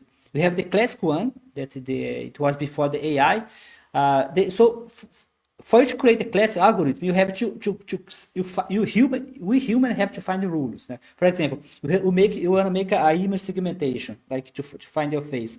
In the past, you have to give the algorithm exactly what you mean by face. So you give the AI the rule. So a human had to give the AI the rule. So the AI could decide. Oh, right. In the earlier models, yeah. Mm-hmm. In the earlier model, they were not smart model. They were like a general algorithm. There is no intelligence. They were general, like routine. AI is the opposite. AI is a rule finder. So most of the AI model, what you do a huge amount of data. The AI is going to find for you the pattern. So we don't have to tell the model. The question with morals, though, so like if you're asking for it to find rules in a medical database, then that's what you'll get. But if you're asking for it to find rules about morality, you're talking about a vastly complicated causal system that is heavily curated by human voices. You talk to yourself. It can't pick out who's telling the truth and who's lying. It can't pick out who's concealing or leaving out information and who's putting because there's too many models. There's they're going to take the consequentialist model. They're going to take the something like emotivism versus it would have to realism. Work that out, right? Are they even going to consider an anti-realism philosophy? I mean, there's so many things that feed into the moral question to get to the normative ought. And you shouldn't have to explain that to it. That's the thing, is like it should already figure that out on its own, and that's what it yes, can't but do. It can do. You have to tell it what to do, and then it does what you told it to do. But it can do. I mean, deeply unreliable. To be taught 100% honest, I didn't test yet. It's just a concept in my head. But I believe that if you take your paper and give to the model, because what is imperative? You said yourself in your paper. The imperative. I think the name was hypothetical imperative. That is a higher that you have several let's say action. So I think the hypothetical imperative is a higher of them. For example, suppose that I'm walking this. Suppose that I'm in my house. I'm just in my house with my pants, just watching a movie, and then I saw someone burn outside. I can go naked or my pants because it's more important to me as an imperative to save a life than to my own image. So if AI can use all the data information, when I talk about AI, I'm not talking about just AI. Like the AI is going to have information about you. It's going to have information about for example, what happened. For example, let's suppose, for example, one case that. You give in your paper. I don't know if you got your paper or I saw somewhere about someone doing a diet. So when you have a goal of a diet, you decide the goal. So now you have imperative that you have to follow. If you wanna, if you are well informed, you are a rational agent, you have a goal. I wanna eat. The model can easily help you to find the best imperative.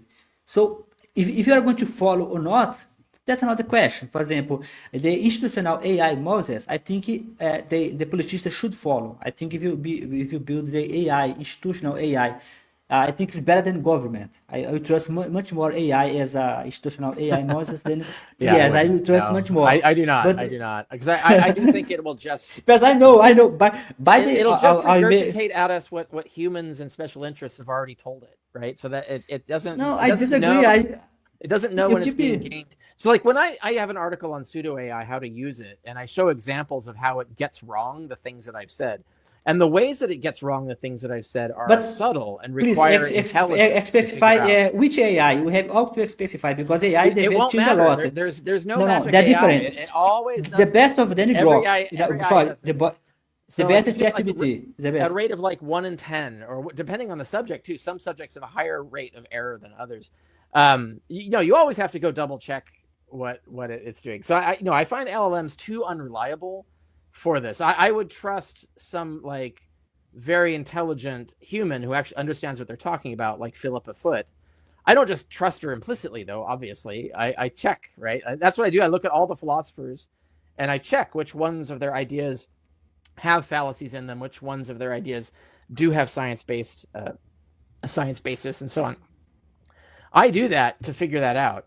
LLMs won't do that, though. Even if you tell it to do that, it's just going to gather the information that it has been curated to see. I don't know, and a lot of it is going to be tainted, right? So it doesn't know the difference between someone who's lying and someone who's not. It doesn't know the difference between information that's been left out and information that's been included. And so that leads to too many error modes. That's why I think that like current AI, like I said, maybe you could use it to bounce ideas off of. But really, you have to go do the work yourself ultimately, because you can't trust that it's done the work correctly for you. I find that they fail way too often in every model that's been tried. I've even like worked with people who are using like models that are specifically designed, professional paid models are specifically defined to build bibliographies of things, and they're really good at that, better than like your average chat bot, right? But they will still tell me about the errors, and one of the biggest problems with the errors is what it doesn't include, because there's no way to look at its result and know what it's left out. The only way to know what it's left out is to go and redo all the work that it did, right? You have to go and look through all the databases and find the things that it left out. So that's the kind of thing that's the kind of problem that LLMs can't solve.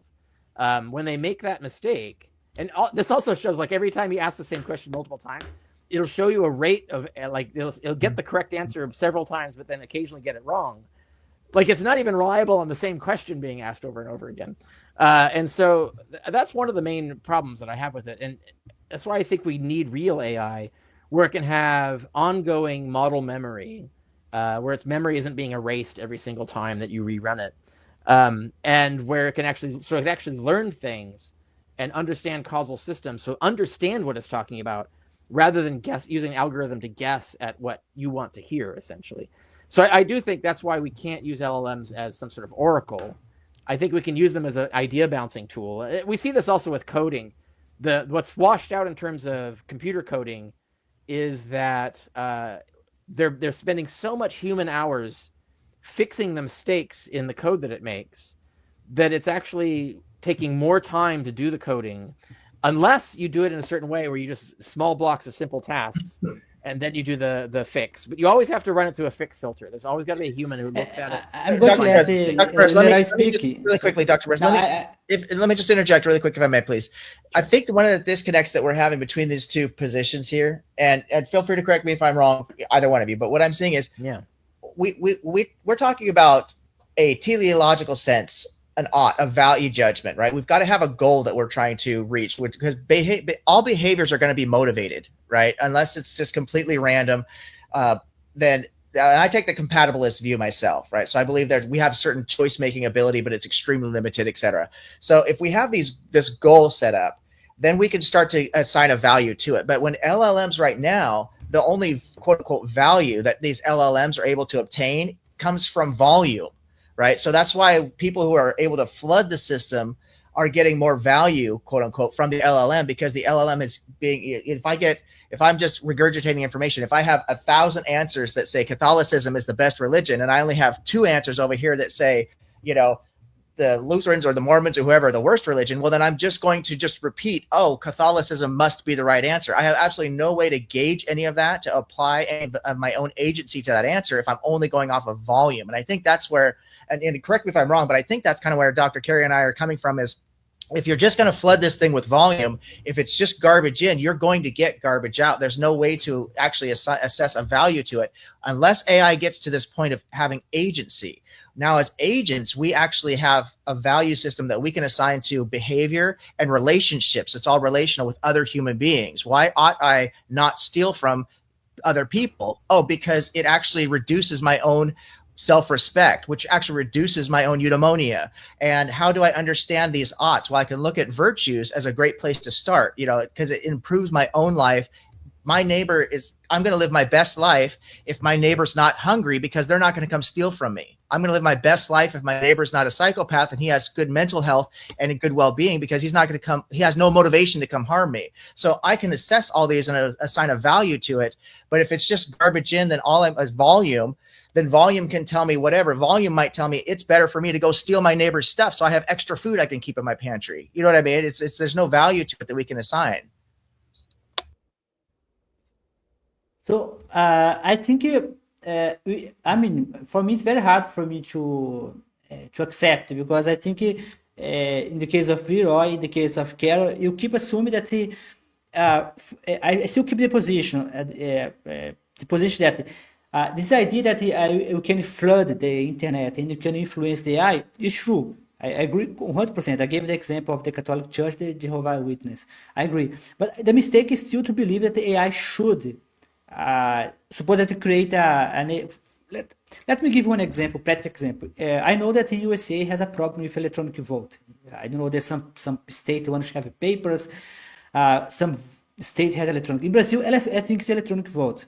So the electronic algorithm, even though the previous president tried to accuse that was a fraud, is one of the most secure systems in the world. They do like Apple. They give space for you to attack the system and so on.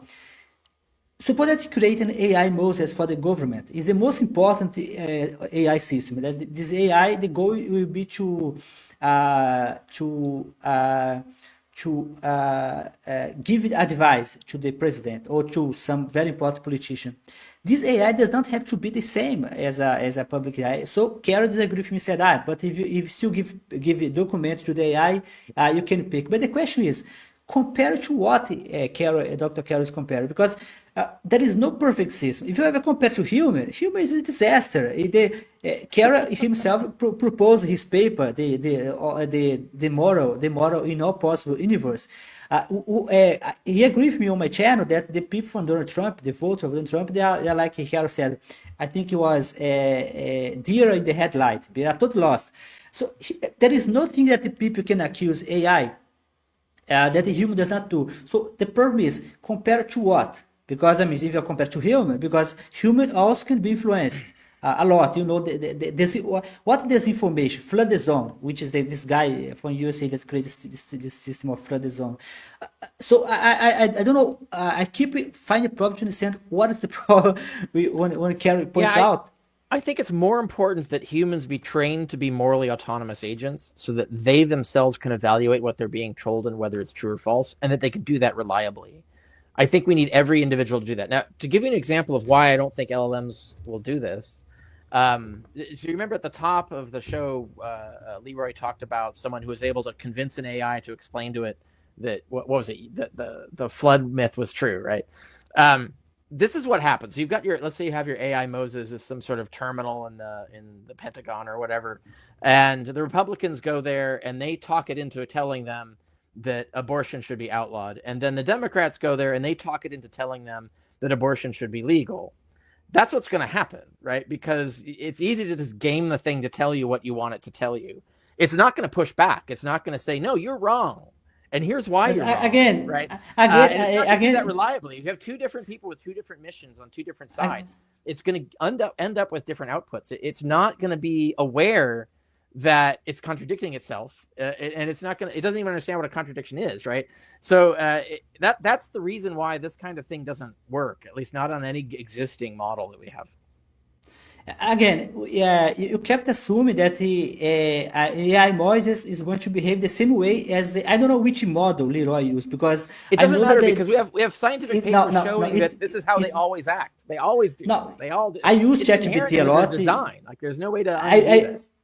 I use ChatGPT for everything. ChatGPT had even they publish regularly several types of models. I'm developing myself, so we have access to API. Everyone has access to API, so they create several types of model. Each model that they create is specific for one task. Some model is more good at reason. Other model is more good at make summary. Other models very good at X. For suppose that you take the highest the highest reason AI from ChatGPT. I think OpenAI is the best. Let's suppose you take the best.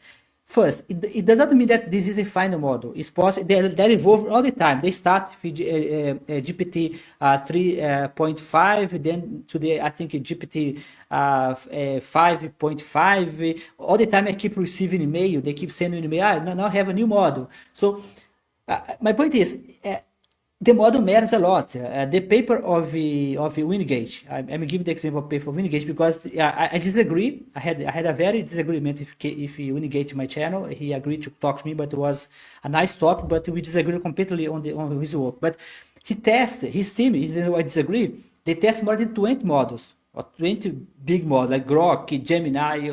The behavior is very different. Grok is the most bizarre one. So when you take other models, you see the behavior is very. Just briefly, that's an example of them nerfing it, right? Like they are actually meddling with it, which is another reason why we can't trust these AIs. No, but, who programs the AI? No, but again, you are scared of it. But again, you are using as a reference a model built by a private company. What I'm saying that those models they have several ability. One ability, OpenAI has ability. If you go to the API of OpenAI, they have the standard model, the one that you use. They have the option of fine tuning. You can fine tune the model. You have to pay for the fine tuning. You have to use the model. So you can basically ask the model to do anything, like which is worse. No, but So you got that's the point, Donald Gary. Trump gets elected and he appoints the new AI programmers and tells them make it say the things we want it to say. Yes, but And then we're done, right? So that's the right? disagreement. You are assuming. I think you are assuming that my AI Moses will be in the hand of everyone. This AI Moses will be very protected. It will be a team with very select people. I don't trust that. I don't trust that. There's a But do you trust- non-zero probability that Do you trust eventually- government? Do you There's trust a non-zero government? probability that a bad actor will get its hands on it. Do you And trust the any government? non-zero probability becomes 100% as time approaches infinity. So Uh, all do you trust the systems Congress? fail unless you have redundancies that catch that, and then you have to have. But over time, you need more and more redundancies to keep preventing that. So there's no point where you're not going to hit the failure mode. What Do you you need trust is a the check Congress? against the failure modes, because you have to assume that the failure mode's going to happen, and then you have to build the system to be able to resist the failure mode. And Yes, the only I way to agree do with that that. is to I make agree people with that. not trust the AI unless if they can't verify what it's For saying. example, So that's the in only a- way this works. So you have to have people be able to independently verify everything the AI is saying. So it can't just say something and then we believe it's true. It No, would give us it- information. It would say, here's how you can prove it. And then we go and we prove it. And I'll go, okay, very good. Because that's the only way that you could trust this. Because it's the only way that when bad actors get a hold of it, that's the only way you know when to stop trusting it. And it's by being able to constantly vet its output so that you know when it's giving you reliable output, when it's not. So let And me- you can let never me- you never lull yourself into complacency. You have to always be on your vigilance. This is why you have to always have a free press for democracy to survive, is because you always have to have the check against the failure modes. And I think the same thing would have to happen with AI. So it's not like, even as far as you could use the AI, all it could be useful for is to tell you how to prove what it thinks is right. And then if you go and independently prove it, then you don't have to trust the AI because you've proved it independently. So the AI would only be useful if the more times it did that, the more times it checked out. That would make it useful. But it would never be an oracle that you could just trust. That would never happen. And I think we have to have humans and human societies able to constantly vet what the output of an AI is. So I don't think the AI would be useless. I just don't think it would be an oracle. You could never just implicitly trust it. So I have a question, Kerry. Do you trust the congressman, like the Congress? Do you trust A the Congress? congressman or all of Congress? No. You can choose the president. do you trust? So let me do the question different way. Do you trust anyone, like any organization? Do you trust? Because, for example, USA is a No, democracy. I think I see where you're going with this. I do what I just said, is I always independently verify Yes, the okay, but, reliability of a source. And so- so I never just so- implicitly believe someone. So, That's, okay. that's So and I is think it- that is It's a general. by itself It's a a general scam. behavior. It's a general behavior. Yeah, Do not trust anything. Okay. So good so far. So first, let me be clear again. I have two types of AI voices that I'm talking about. The institutional one that's supposed to do, because even if you don't trust, even if you don't trust the U.S. congressman, he's taking decision for you. Would you yourself? I mean, ask you. If you could decide to start a war with Iran, would you start a war with Iran? Me? Like Iran? Yeah, you. Right No. now? No. No. Okay, but they start in your name. They start a war with your name because you are American. So technically, I'm not saying that you start the war, but they start the war in your name. So it doesn't matter if you trust or not. They are going to take decision for you. Yeah, So that's actually, why. that hasn't happened. So my congressmen and my senators are against the war. No, They're but my point disempowered. is, They can't stop it because they're outvoted by Everyone- the Republicans. So they are voting the way I want them to vote on this. It's just their vote is meaningless because they're out of power. And that's a systemic problem. Like the Moses AI wouldn't solve that problem. But I think really we could come up with some sort of AI system that would oracularly somehow accurately reproduce what John Ossoff, one of my senators, would say, and it would be reliable. It would reliably get what he says 98% of the time or 99% of the time or whatever. But that doesn't tell us that what he's saying is true, and I think maybe 98 to 99% of what he says is true. but you I cannot still have the only way for me to catch the 1 or 2% that's not is I have to vet it all. I can't. There's no way to a priori know which things he's saying that I shouldn't check and which things I should. So I always have to check everything. Most of the time, I've pre-checked everything. So when he says something, I already know because I've already checked that it's true. So I don't have to go check again.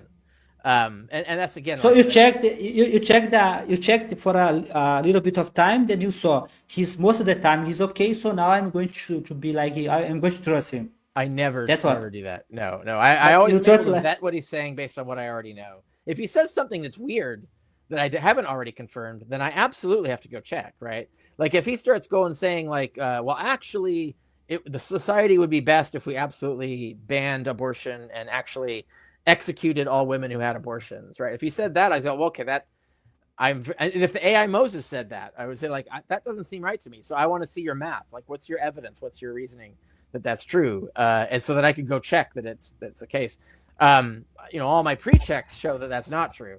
So that's if the AI Moses is going to convince someone, like if it's going to convince Donald Trump not to go to war with Iran, first of all, he wouldn't listen to it anyway, so it's useless. But if it were, it would have to be able to give him all the reasons. So let's say we had someone like Obama. Obama's a better example because he's a sane, rational person who I disagree with on some things. And so he supported the drone program, which is using drones to sort of unilaterally just blow people up with lots of civilian casualties. And I don't approve of that program. I think there's lots of things wrong with it. If AI told Obama, that you need to stop this drone program, what he would do is say, okay, explain to me why that is the case so I can verify that, because that doesn't sound right to me. He's starting with his own priors. He thinks that that's false information. So it would have to convince him. It would have to say, here's all the evidence, here's all the reasons and stuff. And it wouldn't be enough to just list the evidence. He would have to make sure that it's not leaving out any evidence, right? This is one of the hardest parts of critical thinking, is that it can game you into agreeing with it by leaving stuff out. So you have to make sure that you have to go check make sure it's not leaving anything out, and then vet all its logic to make sure there's no fallacies. And then if he did all that, I think Obama would have stopped the drone program. So that would be an example of how AI could be useful and actually do this. But it does require that step of him questioning it and asking for the proof so that he can verify it. We would always have to have that. There's no way we can get around that. But that doesn't make it useless. Like I said, it's still like if it could have done that thing that I just described, that would have made it useful, but it wouldn't make it an oracle. We wouldn't just trust it, but it would still be doing useful things that we could verify. So if you have a competent actor in there, it would guide them better than an incompetent actor. So I agree that much of it would be useful, but you're not going to be able to like make the AI our president or anything like that. Like where it just makes decisions by fiat and yes, because or anything like that. Because in my blog I create a paradox. Let's suppose just for a second that you forget all this. Your idea that the AI can be captured, the AI can be flooded. Let's suppose for a second. Suppose in a hypothetical case, to be clear, that's not the only problem with it, but that's just one. Let's suppose. Let's suppose for the sake of reason that we build an AI Moses. Just for the sake of reason, let's forget all the disagreement for now. We build this AI Moses. So you have like say 3 options now, right? So you can see the case of Trump and Obama. First, the person consult the AI Moses, the president. Here I'm talking about institutional. I'm talking about individual. I'm talking about people taking decisions that can have a consequence to several people, like a president, a congressman. So he can consult the AI and decide to do what the AI asks. Okay. The second scenario, he decide like Donald Trump, I'm not going to hear the AI Moses. I'm going to ignore it. So the question is he responsible for the mistake? For him, he started a war with Iran. The AI Moses would say, you shouldn't do that. That's a bad idea. So he decided just to ignore. He said not even to check. He turned off the computer. He said, I'm not going to hear it. Yeah. The third scenario that he goes there, he see the AI Moses says it's a bad idea. You are going to make the price of the oil to go up. You are going to make a mistake because before you have a good deal with Iran, at least you have a deal with Iran. Now you don't have anything. You are not going to have anything anymore. So that's a paradox because, in my opinion, this person should be responsible in a specific case, because you should create AI Moses. You also create a way to make a responsibility for the because there's a difference between AI Moses as an individual. You said to me, I checked everything. I'm fine with that. It's your life. But what about the president? with decision he takes, several people are going to pay for the decision. So that's why I think the AI model as institutional has to be not just smart. It has also be the person that decides to ignore must be responsible from a law That's perspective. true. Yeah, I say so. Yeah, I actually don't disagree with that. But I do want to get away from the idea that the problem is capture. Capture is just a problem with LLMs. So the example I give in pseudo AI, how to use pseudo AI, which is my article on this, I go further down in that article. I talk about an example of how it got wrong. I mean, one of the things it got wrong is that it conflated two different people and therefore misreported the things they said and did. Because it got confused about the statistical juxtaposition of certain names, which is that wasn't an example of capture. That wasn't an example of someone flooding the internet to try and control what it said. That is just an inherent mistake that it often makes, and that's alarming. It's a mistake that a human wouldn't make, right? So that's the kind of problem, and it's inherent. There are like studies showing that the curve of hallucination goes down. It actually starts to flatten out no matter how large you make the model, so that there is no future model that can prevent this error.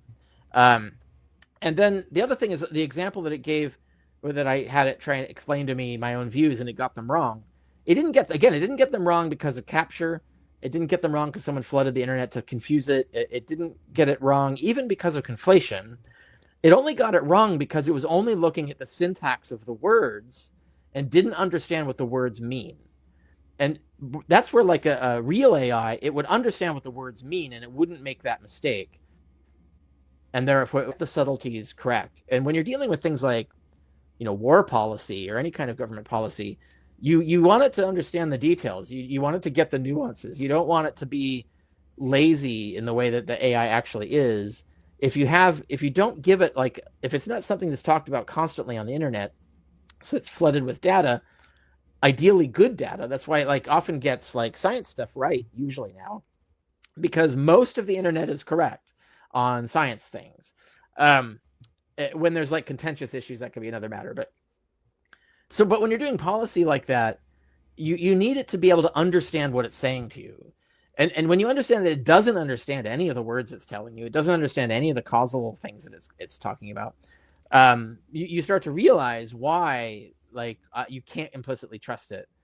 What you could trust is an AI that actually did understand what it was telling you, and actually did understand how likely it is to be wrong about it, and based on its analysis of the causal effect of evidence and all that stuff. So it would have to actually understand those things. So that's why I think a real AI would do way better at this, of what you have in mind, than the LLM models that we have today.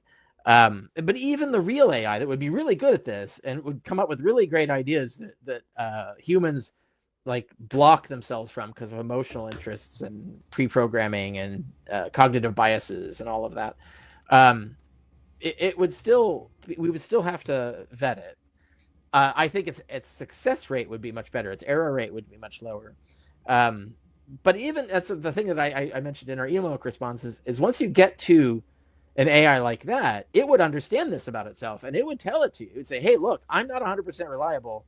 Here's how confident I am in this thing, and here is why. It could correctly reason out and show you the actual evidence that is pertinent and so on. And it can confirm to you, and you could trust it. It says, look, I checked everything. There wasn't anything that I overlooked. That's the thing that LLMs will tell you that. The LLM is the lying rate of LLMs, where they'll tell you things that are not true, that you can prove yourself very quickly are not true, where it says, I checked everything, and you go and look, you didn't check everything.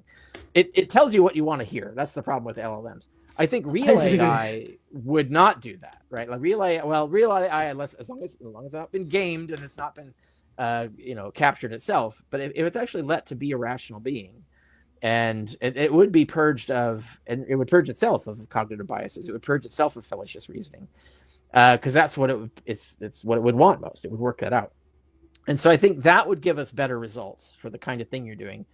And even then, it could run for president, right? Because it would be a person like anybody else, and it wouldn't make it. Maybe it would make some mistakes. It wouldn't be the perfect president, but it might be a much better president than any human. And that's entirely possible. But we would still have to elect it into office and out of office, just like we would any other person based on its successes or failures. I think it would be no point where it would be a Moses coming down from the mountain where we just believe everything written on the stones. I don't think it'll ever happen, even with the best models of AI, the best real AI that I'm talking about, like 50, 100 years from now. And it's like even worse now with the LLMs that have their own plethora of problems that can't be solved without this extra layer of self-consciousness and awareness. I have some points, but I want to let Leeroy. Maybe I think he wants to talk something. But if the left, I have some points. Well, I'm in agreement with parts of what's being presented, but I want to make sure that I don't want to derail because I think we're starting to kind of come together a little bit here. But I do think that it is very important to understand that irregardless of whatever system's in place, there needs to be a checks and balances because of this error rate. And this error rate is inevitable, right? So we need to have some sort of checks and balances. The other thing to keep in mind is, and I'm not trying to be rude or unnecessarily disrespectful or dismissive when I say this, but 92% of the people in the world are religious. Only 7% of the people are truly what I would consider skeptical, right? And that's really just broad stroke there. But I don't see people who are buy into these unprovable theories or unprovable ideas and wholesale can be considered truly skeptical. I don't see that. Now, I might be wrong about that. So when we start to look at the skepticism that we need to implore with what is AI telling us, like what Dr. Carrier was saying is so important, even though Dr. Carrier is going to have his own biases, right? He knows himself as a person. What are his priorities? What are his values? And so he recognizes that and identifies that within himself. He still checks. Listen, even though this guy might be saying stuff I really like, I need to check and make sure that this does line up with what's best for the human condition, what's best for long-term goals, so on and so forth. That comes from skepticism. And I don't think the average person actually has a skeptic mindset. And I don't mean to sound too critical or dismissive of people, but I just don't see that. When I interact with people out in the world, I see people who basically think that whatever their politician tells them is true no matter what, whatever their preacher tells them is true no matter what, and they just accept it. Whatever my parents told me because their grandparents told them, it's got to be right. I mean, I just did not grow up in that type of environment. I don't have that type of mindset. And so it's very frightening for me to think that we might just turn over a system to people who they themselves do not possess this skepticism. Yeah, and I think, I mean, to be fair, like the real AI that has actually rationally worked things out would identify what you just said as the first problem to solve, right? Like, we've got problems to solve. We've got global warming. We've got, peace versus war, and we got the Middle East crisis. Like, we got lots of problems to solve. But one of the first things, and probably because it would identify as the most foundational thing, is your people are not educated enough. Your people need to be better educated. Like, they need to be better critical thinkers, and you need to solve this. Like, you need to invest in education and tool that education to be specific at thinking skills developing. And I think that's one of the first things this AI would read out back at us. You need to put more money into this and do it in the right way. Here's the way you should do it. And then it would say, like, here's the reasons why, and here's all the evidence, et cetera. And we would look at it and we go, shit, it's freaking right. So I think that's kind of like one of the first things a real AI would do. Maybe an LLM would do it too. I don't know. I'd have to see the model built and see it run. You could always do this, right? You could always build your public policy AI as kind of like a shadow government. Like you could just do it. And then you yourself could control the meddling and make sure there's no meddling and stuff. But because no one's counting on it, it would be a safe experiment to run. And it's similar to the way that they were talking in here that the Democratic Party should have built a shadow cabinet that made decisions that they would have made were they in power, even though those decisions don't get implemented, just to have a comparison of what the existing administration did and what the alternative administration would have done. And so I think this Moses AI thing could be tested out this way, where you just have a model running as a shadow AI that's doing this thing. And so you could say, this is what it would have done had it been there, right? And so you could actually show the contrast. Like, would things have gone better if this were installed and used by Congress for decision making? Prototype. I think that's a doable thing and would be worth doing. I don't see anyone investing any. I mean, everybody's scrambling to throw money at completely different, often stupid problems, like how do we how do we make kiddie porn out of with AI? Like they're spending way more money on that than they are in something like this. But it could be done, like theoretically, and I would totally support the experimental process of this. I would like to see what the results were and so forth. Because I think there that would is be totally worth doing. because there's one thing that I think I'm not sure. Maybe I'm doing a wrong interpretation of your thinking, but let me give you one practical example. I'm going to give an example of bioinformatics because it's my field. Recently, I have published a paper, a peer-reviewed paper, about 1 year, annoying peer review going back like you, but finally was published. And the paper it's called the Robodoc. It was since it was peer review was very slow, took more than 1 year. When I started, it was a very new, very Right. But when I finished the paper already was kind of up to date. But the idea was very simple. At the beginning, when I was using the large language model, I knew they could talk about medicine. I knew they could they could give advice and so on. But my question is, how reliable are those models? The question, I did some research, some paper. I found they can hallucinate, they can give problem. So a medical doctor, in general, would never trust this model 100%. But my question is, how can I make it more reliable? So my answer was like this. There is a technique called the function calling. It's a this technique was just launched. It was a new feature. It's very simple. You have the chatbot, large language model, the very simple one. Then you can give him tools to work. So he decides his mind what to do. For example, I have an image from X-ray. It was a pneumonia of X-ray. So I have bacteria and viral pneumonia. So the model could decide which model to call. I had about 10 different models. So the AI could choose. At the time it was GPT-4. Now it's much more advanced. It was GPT-4. It was very smart because the model knew that he was limited. You told me that the large language model should know that he's limited. But then when the model decides to call a function, the model knows he's limited. He knows that he's a large language model. He knows that he was given a tool called function calling. He knows that they have about 10 different models. But you may ask me, which model does? Each model is an expert model. For example, one model I created was to make the detection of diabetes. You have a patient will type like I have this weight, I have this blood pressure, I have this body index. So the model is going to automatically take all the parameters, choose which function to call, and give the response. That to me is one example that in the case of AI Moses, you could easily give the model, for example, there is a very old experiment in Chile. I don't know if you heard about nonviolent communication from Marshall Rosenberg. No, I haven't. Marshall Rosenberg. I use your paper. You should see my blog.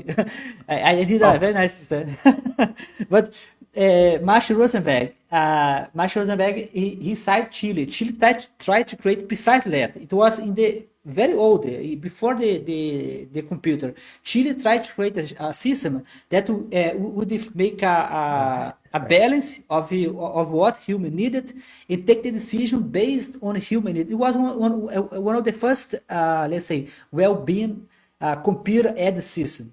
So imagine today, if all the power that you have, imagine if a system could call a function to know, for example, how much people are under the poverty, how much money we have, for example, where the money is being expended, where people expend the money. The model could do it by function calling. So my point, I still keep the position that the current large language model, they already have the potential because they do not need to be used as a crude model. They can be used as a function calling. Yeah, there's another technique I've seen suggested, which is rather than have it give one answer, have it give the top 3 and put percentages, right? Where you can see what are the answers it got close to but rejected. So, I think OpenAI does that. But OpenAI Yes, does no, it two. does. Yeah, no, OpenAI they does two. They give you two But answers, I and you have think to you pick have one. to ask it to, though. Don't you have to ask it to do that? No, it does automatically. Oh, it does Sometimes it automatically? no, it not does all the time. It does sometimes. Sometimes it's like I don't know how they decide when to do it, but sometimes Right. you see two answers and you have to pick which one you like the most.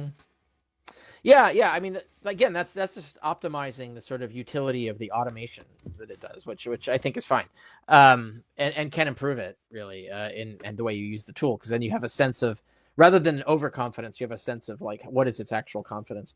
But yeah, I mean, I think the problem, of course, with that early model you're talking about, like pre-computer model, is the law of unintended consequences, right? This is where you say, well, you just have to do it this way, but then something that causes something to happen that we didn't foresee. And that's where like a lot of political argument comes to, is like, well, it's going to have this effect that you can't foresee it. But then people say, no, it won't. And that can really only be answered empirically. Like you have to actually just run experiments or whatever, do like actually investigate the causal system and see would that happen or not, etc. Which of course an AI can't do sitting inside a room somewhere, right? It can't run its own experiments. It can't do anything new. But in fact, it can run its own experiment. I participate from a paper. I was invited to participate as a I think it was very interesting, the paper. They published the paper as a preprint. The AI, what the AI did, the AI found my paper. I published a paper a long time ago. Yeah. The AI found my paper. So the AI decided to take my paper and suggest which experiment would go from my paper. You saw that? Then but I understand the concept. That's what as a researcher, I was asked to rate as a researcher. Do we agree or disagree that AI is correct? Most of the time, the AI was amazing. Couldn't understand my paper. Couldn't tell me what could be the next experiment. I totally agree if the AI could do it. It's an experiment. I think it was awesome. Yeah, that's a way that you can use it as a tool that's helpful. Because you don't have to trust it. You can vet it yourself and say, that's actually a really good idea. Let's do that experiment, and then do it. And then you've gained something, because if you didn't think of it, no one else thought of it, that's an example of value added. That's something that that's a sign of how to use this automation productively. But you're not using it as an oracle, right? You're just using it as an idea machine to bounce ideas off of. It's a different kind of thing. But I think what you imagine is some sort of model we can build that it will make the best decisions based on all the information available. So, and maybe it'll suggest experiments, or we need this. I can't answer this without this piece of information. And you got to send a spy to this place to go look at this thing and tell me what they saw, right? Or something like that, which is also true. Like that could actually be super useful. But as you know, like it would end up being used nefariously. So we would have to have checks against that. Cause the government's often, I do agree that you need to have checks. Right. They'll try to use this to game the system. How do you prevent it? Because how do you get it to push back? Is essentially, how do you get it to confidently say, I don't approve of how you're using me. You're trying to get me to tell you how best to spy on your own population, or you're trying to get me to tell you how to cheat or something like that. How would it know that it needs the same to stop that, right? So how does it know it's being gamed? That's the question. For example, today, let's suppose today, I think anyone can go there and do a test. Go to OpenAI, ChatGPT, and ask ChatGPT, create for me Jesus Christ upside down, upside down. OpenAI is not going to create. I tried that because I have a virtual band called Aborto, Vicário. I tried to create a album, and I have an image. Jesus was on the cross. He was falling down. OpenAI didn't want to create because the same way, because someone must have told it. Someone must have told it. No. It's a moderation. So the same way that you can create a moderation system to avoid OpenAI to create Jesus Christ going down, you can create a moderation system that you're going to avoid to be triggered. So in the example of Daniel Leeroy, I don't know which AI was used, but ChatGPT, if you have several level to let's say parameterize ChatGPT. One level is the upper level. You tell, for example, I'm a scientist myself, so I told ChatGPT as a meta parameter, I'm a scientist. I don't want you to agree with me. Sometimes she's so annoyed. So annoyed that I want to stop talk to him because he does not talk to tell me that maybe you should consider this position, maybe this. But I told him to do that.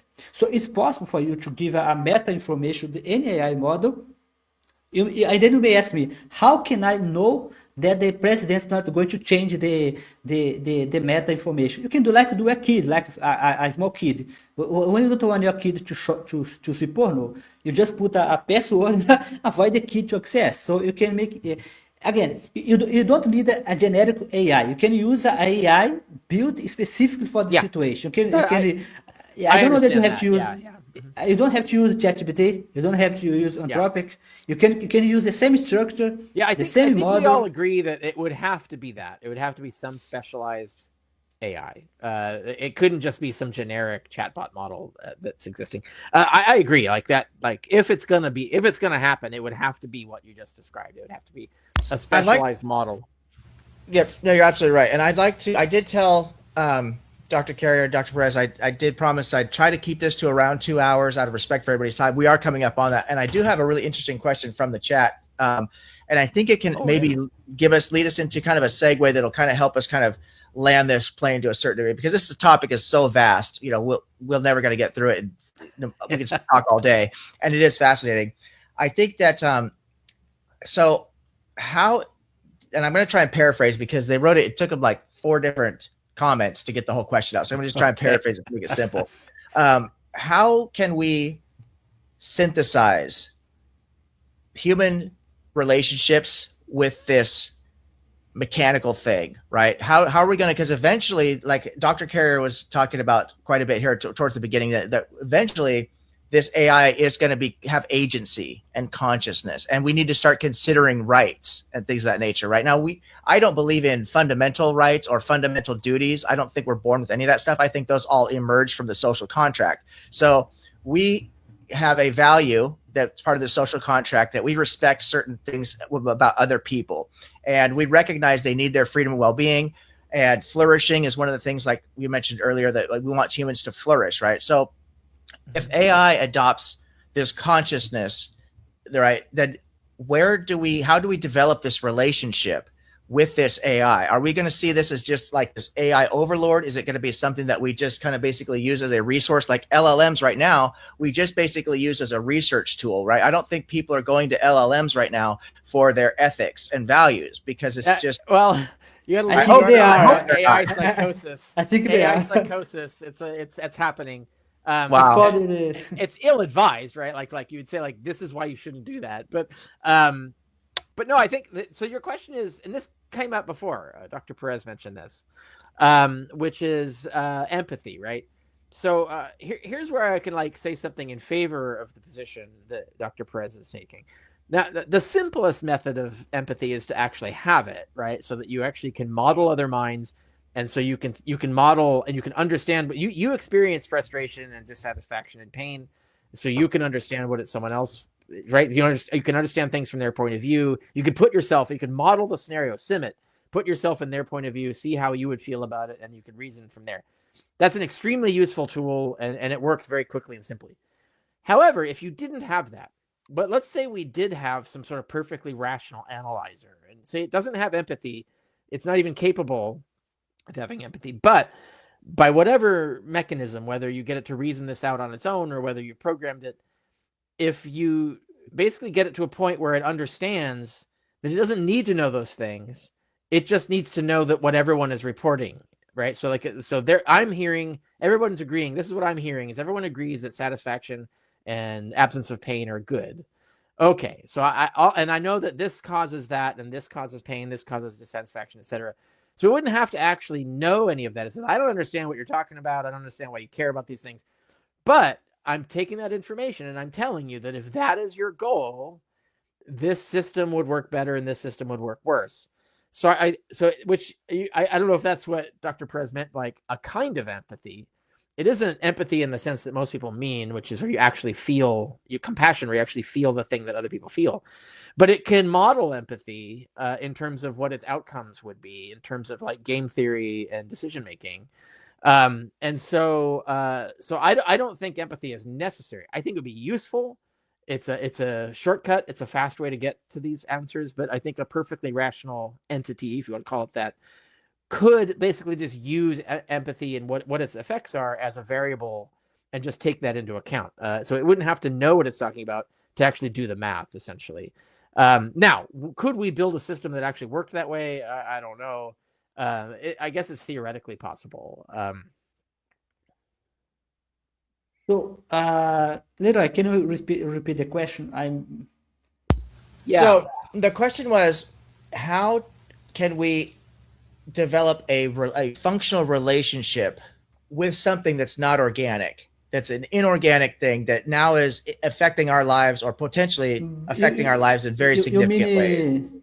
You mean functional relationship, like you have a two-way feeling relationship, like you are connected to each other. You mean that? Right, to the point to where we may even start to institute that this thing has rights, that we will actually give it certain rights, right? How are we going to get to that point? Are we ever going to see AI as anything more than just the same way I see my car? Because I know people, and I've been guilty of this in the past. I'm not going to be hypocritical here. I've had cars that I really loved, right? Like I really love my motorcycle or for something like that. So I have this stupid emotional reaction, but it's really never going to be the same thing as I have a relationship like with another human being, right? So are we ever going to develop this relationship to where we actually would start to want to consider giving rights to an AI model if it's actually seen as conscious? Because I tend to think of, because I do take this compatibilist view, I think that much of what we actually do is determined. It's determined by as a response to our environment. And so much of our decision making is chemical processes. A majority of it happens subconsciously, right? And so because of this, things like our emotional response to things can be almost reduced down to a biochemical process at which could be simulated numerically in an algorithm, right? At which point a computer, if it had a high enough level of quote unquote intelligence or computing power, could simulate empathy, for example. We would never know the difference, right? I think there's two different things there. Is can it mathematically keep track of empathy as a feature of the system, or does it actually experience empathy? Those are two different things. And would it be indistinguishable to us? Well, yeah, I think rights only attaches when it actually feels things. So before that, it's just a machine. But it depends on which question you're asking. But if you're talking about when does it get its own independent rights, when can it run for president, right? Rather, I think you had a problem with Vicário. Yep, Daniel. So if the case, I can go on. I can give my reply. Then if Vicário come back. Yeah, should I drop him and bring him back up to the thing stage? Let me see if that. Let me do that. Let me remove him and then add him again. Let's see if that helped. He's dropped mid-sentence. Okay, Dr. Pires, why don't you go ahead? I'll drop this back, and as soon as he then rejoins the stream, which he'll probably have to do, I'll bring him back on. Go ahead. To start, to leave it clear, I always thank ChatGPT. I always say, today I was talking to ChatGPT. I told ChatGPT, like, I like a lot your image. You make a very good image. So I always thank you.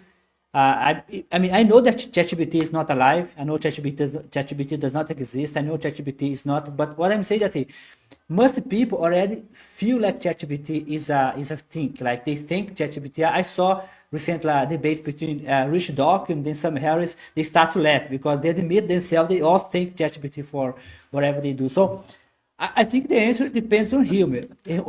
Take for example the case today. Today now they want to have a right to dogs. Dogs may have right now. Some countries already have right for dogs and cats. Take the case of intelligence. In the past, you thought that my first expertise was in operational research.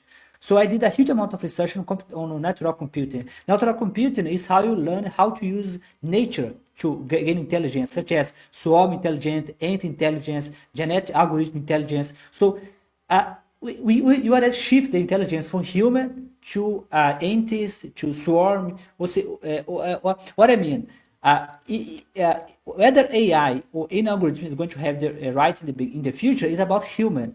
Take the case of Richard Carroll. When Richard Carroll used the work of Immanuel Kant, Kant seems to consider that just irrational beings are moral agents, but he seems to keep trapped that just human are rational. So just human can be moral system. So today, as far as I know, you gave the example, I believe, for animal that you consider this animal has a kind of moral system, rational system between themselves. It's possible that people consider that some animal can be rational, so they can be somehow moral. So my answer, it depends. It depends how much we are going to redefine what you mean by life. Maybe in the future, it's possible that you consider the algorithm has right, that algorithm can run for president. I don't know, because I know in United States, Elon Musk cannot be president, because as far as I know, he's not from United States. They said Obama had he was born in Kenya. I don't know, so he could not run. So even United States, not everyone can be president. For the president of the United States, so it's not. That's a side question, but yeah, right, exactly. Like what do we consider AIs, like once they're self-conscious real AI, they're a day old or 10 days old or a year old, do we treat them like they're a year old, but we know that they're fully competent adults, right? So that, yeah, we would have to rethink our laws. But you have the idea of IQ. What's a IQ? IQ is a measure of intelligence according to your age. Someone that has a high IQ, it means that they have intelligence that's much higher than their age. So the same way, if we make a kind of measurement of the AI, you know that the AI is very smart. For example, take the case of Descartes. Descartes, in his book Building a God, he seemed to argue that since humans took billions of years to be moral system, AI will have to follow the same path. I disagree completely. I think sorry express it BS, because AI, we can make take the human moral system and put inside AI. AI doesn't need to evolve to be a moral system as human did. Human took billions of years because that's how you did it. So we don't need to have this. You can evolve like this. For responding to the chat there as well. I'm going to, I think this would be a good closing. What I'd like to do is give each of you gentlemen a chance to just kind of speak uninterrupted, to have the stage to yourself, to kind of any thoughts that you have relative to this, any kind of, if you want to kind of land your own plane, because we talked about a few different things. And then also be sure to promote your own material. I've got you both linked in the description of the video, but let people know where to find you. That's really important. Anything that you've been working on. So Dr. Pires, I'll start with you, and then we'll give Dr. Carrier the final word. So first, I'd like to thank Daniel Leeroy for organizing this meeting. This meeting would be impossible without Daniel Leeroy. I'd like to thank you, Dr. Carrier, for being here. It's also a pleasure to talk to Dr. Carrier, especially he was on my channel. Leeroy as well was in my channel. Yeah. So my closing line will be: I still hold the position that there are two types of AI: the individual AI, the institutional AI. The institutional AI would be a very smart system. I think that as I was talking to Dr. Carrier by email, I could not find a reason not to hold this position. So institutional AI would be like a system, like you have the president. You can replace the president by the institutional AI. People may disagree. People may say that he may be resistant, but I still think that for institutional, because when the president takes a decision, several people are going to pay the price. So in the case of institutional AI, I think the best solution is to give it to a very advanced system. I think we already have the technology, you just have to test it, like large language model and so on. The individual AI models, people can take the decision whether they follow or not, because most of the time, if I decide if I want to eat chocolate, if I want to eat ice cream, if I want to get fat, if I want to get thin, that's my business. I mean, if AI tell me you should eat better, if I decide not to eat better, I'm not caused any harm, so I don't think that we should worry about that. So my channel is called Jorge Guerra Pires. I saw in the description of the video as Daniel Leeroy kindly put it. I do have two books that I like to recommend. I have Computational Thinking. It's a technical book. I talk about Kasparov. Kasparov was beaten by Deep Blue. I talk with Kasparov very fast I read his book. I talk very fast. Computer thinking is a more technical. I teach how to train the algorithm and so on. It's a little more technical book. The second one is AI by sci-fi. AI by sci-fi, I teach you how to think about AI, but watch Netflix. So I guess that's all for now.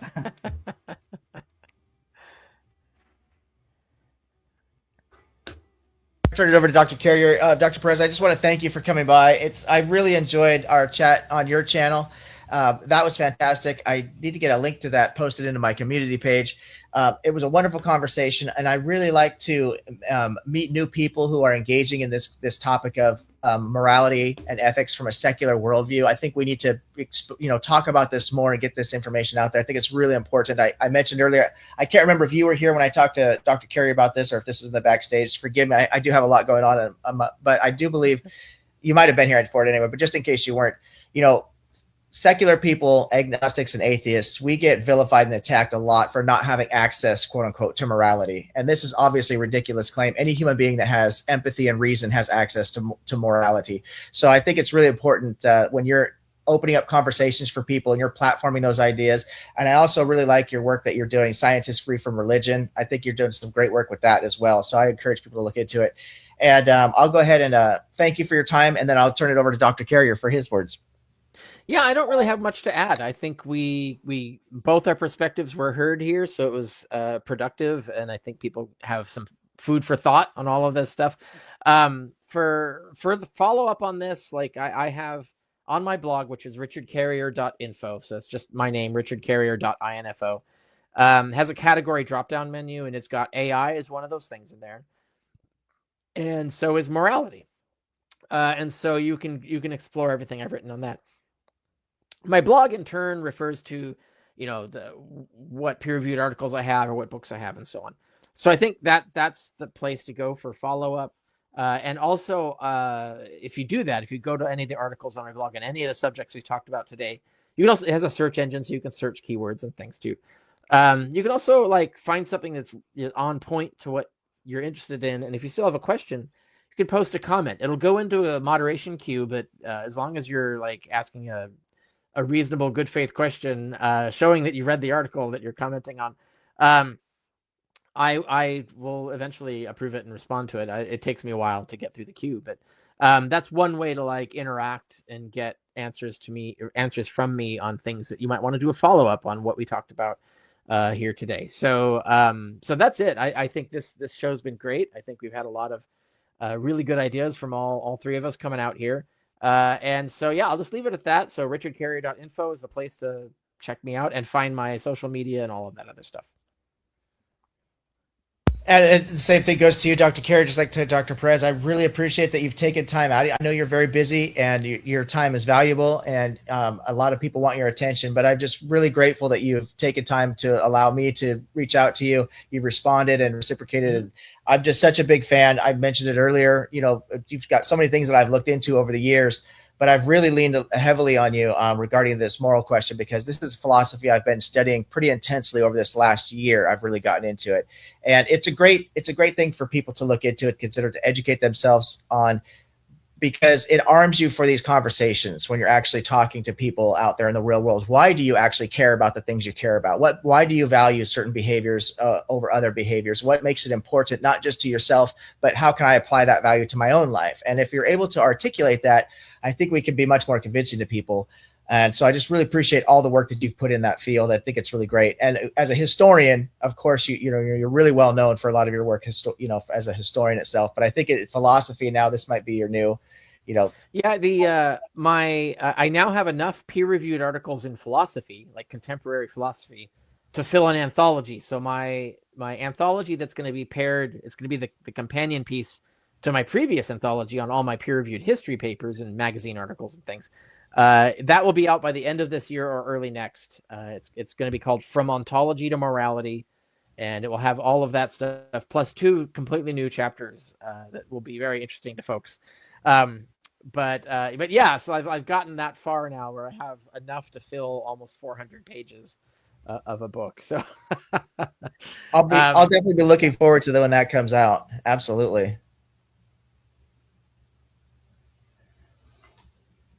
I'm going to go ahead and just give a couple of closing words here. I want to thank everybody for stopping by today. for watching the video. As you know, that I do a lot of talks about ethics on this channel. I think it's really important for some of the reasons that I mentioned. I do think that quality of life is really important, and a lot of people want to live a good life, but I feel like so many people are chasing these bad ideas, these empty promises, and just broken mentalities, philosophies, and etc., broken political ideologies. They get so caught up in the rat race, they just lose sight completely of what it takes to even live this good life, right? So I really try to do a lot of that, bring a lot of attention to on this channel. The channel is pretty diverse. We talk about a lot of different things, but really that's ultimately my goal, is to try to figure out how to communicate things to people that are coming from their own different quote unquote worldviews, that I can help them to understand that we all want to live this good life. And in order for this to happen for all of us, we need to start working on cooperation. I do believe that there are true moral facts. Those moral facts obtain once this goal is realized, right? Just like we talked earlier about this hypothetical imperative. If we want to cooperate, we ought to not steal from each other. If we want to cooperate, we ought to not shoot missiles across the ocean at each other, so on and so forth, right? And you can start simple. As I've said before, if you have 10 people and you put them together and they say, okay, with this group of 10 people, they've all agreed to cooperate. Well, then we know it's true. It's factually true that they will not be fighting with each other. They won't be stealing from each other. They won't be abusing each other. There's no coercion, because they've agreed at a fundamental level. The axiomatic principle is cooperation. I say, okay, well, what if we extrapolate this thought experiment to 100 people? Does the logic still hold? And in fact, it does, because the axiomatic principle has not changed. Cooperation has not changed. That means among this 100 people, there won't be any wars, there won't be any fighting, so on and so forth, no stealing. Now, if we extrapolate this to every single human being, every single moral agent on the planet, if they all agreed to cooperate, we would literally end global wars. We'd end global hunger. We'd end suffering. We would start living intentionally with the environment, because we'd understand that the ecosystem is relative to our happiness, to this cooperation. We have to cooperate with the planet, because that's the environment that we live in. We could just wipe away all the problems right there by adapting this axiomatic principle of cooperation. So that's where these true facts feed into this, and it holds. The problem is it becomes much more complex. The more people, the more opinions and ideas and desires that we add into this thought experiment, complexity does increase, but the principle never breaks. The logic holds no matter what. We could even say on a cosmological level, what if every moral agent in the universe agreed to cooperate? There would be no such thing as war. There'd be no such thing as theft, so on and so forth. So I try to tell people that one of the ways that I can make this make sense to me. Well, how am I motivated to even engage in this cooperation? What does it do for me? Well, we need to have this selfish intent that I want to live my best life. In order for me to live my best life, the best thing I can do is to make sure that my neighbor has everything that they need. If they have everything that they need, they're not going to have a motivation to take things that I need from me, because they've already got it, right? So by taking care of my neighbor, I could actually give myself my best life. And what I selfishly want is to have this best life. So I really thank everybody for stopping by today. Thank you guys for all your great comments. Please feel free to leave some comments after the video post if you have any questions, and I will definitely follow up with you. I have linked Dr. Carrier and Dr. Perez in the description of the video. If you have comments specifically to them, I definitely recommend you reach out to them. They're both easy to access. They're both very gracious with their time, and that's been my personal experience with both these gentlemen. And thank you so much, everybody, for stopping by today. Really appreciate you being here. Oh, let me do some of these fancy media things that somebody made for my channel. I like this right here.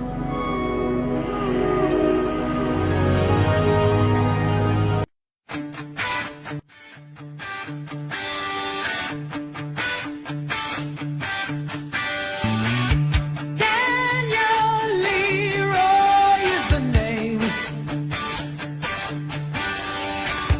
Objective ethics is my game. I have a paddle boat, it's my claim to fame. If I miss you, I'll take archery to improve my aim. Daniel Leeroy, say it all right. Daniel Leeroy, I'm not up late at night. Now, hold on a moment. Let me calculate my odds of getting a big YouTube channel. 3.30 for repeating, of course. That's better than I've done before. And Deacon Brennan, what do you do?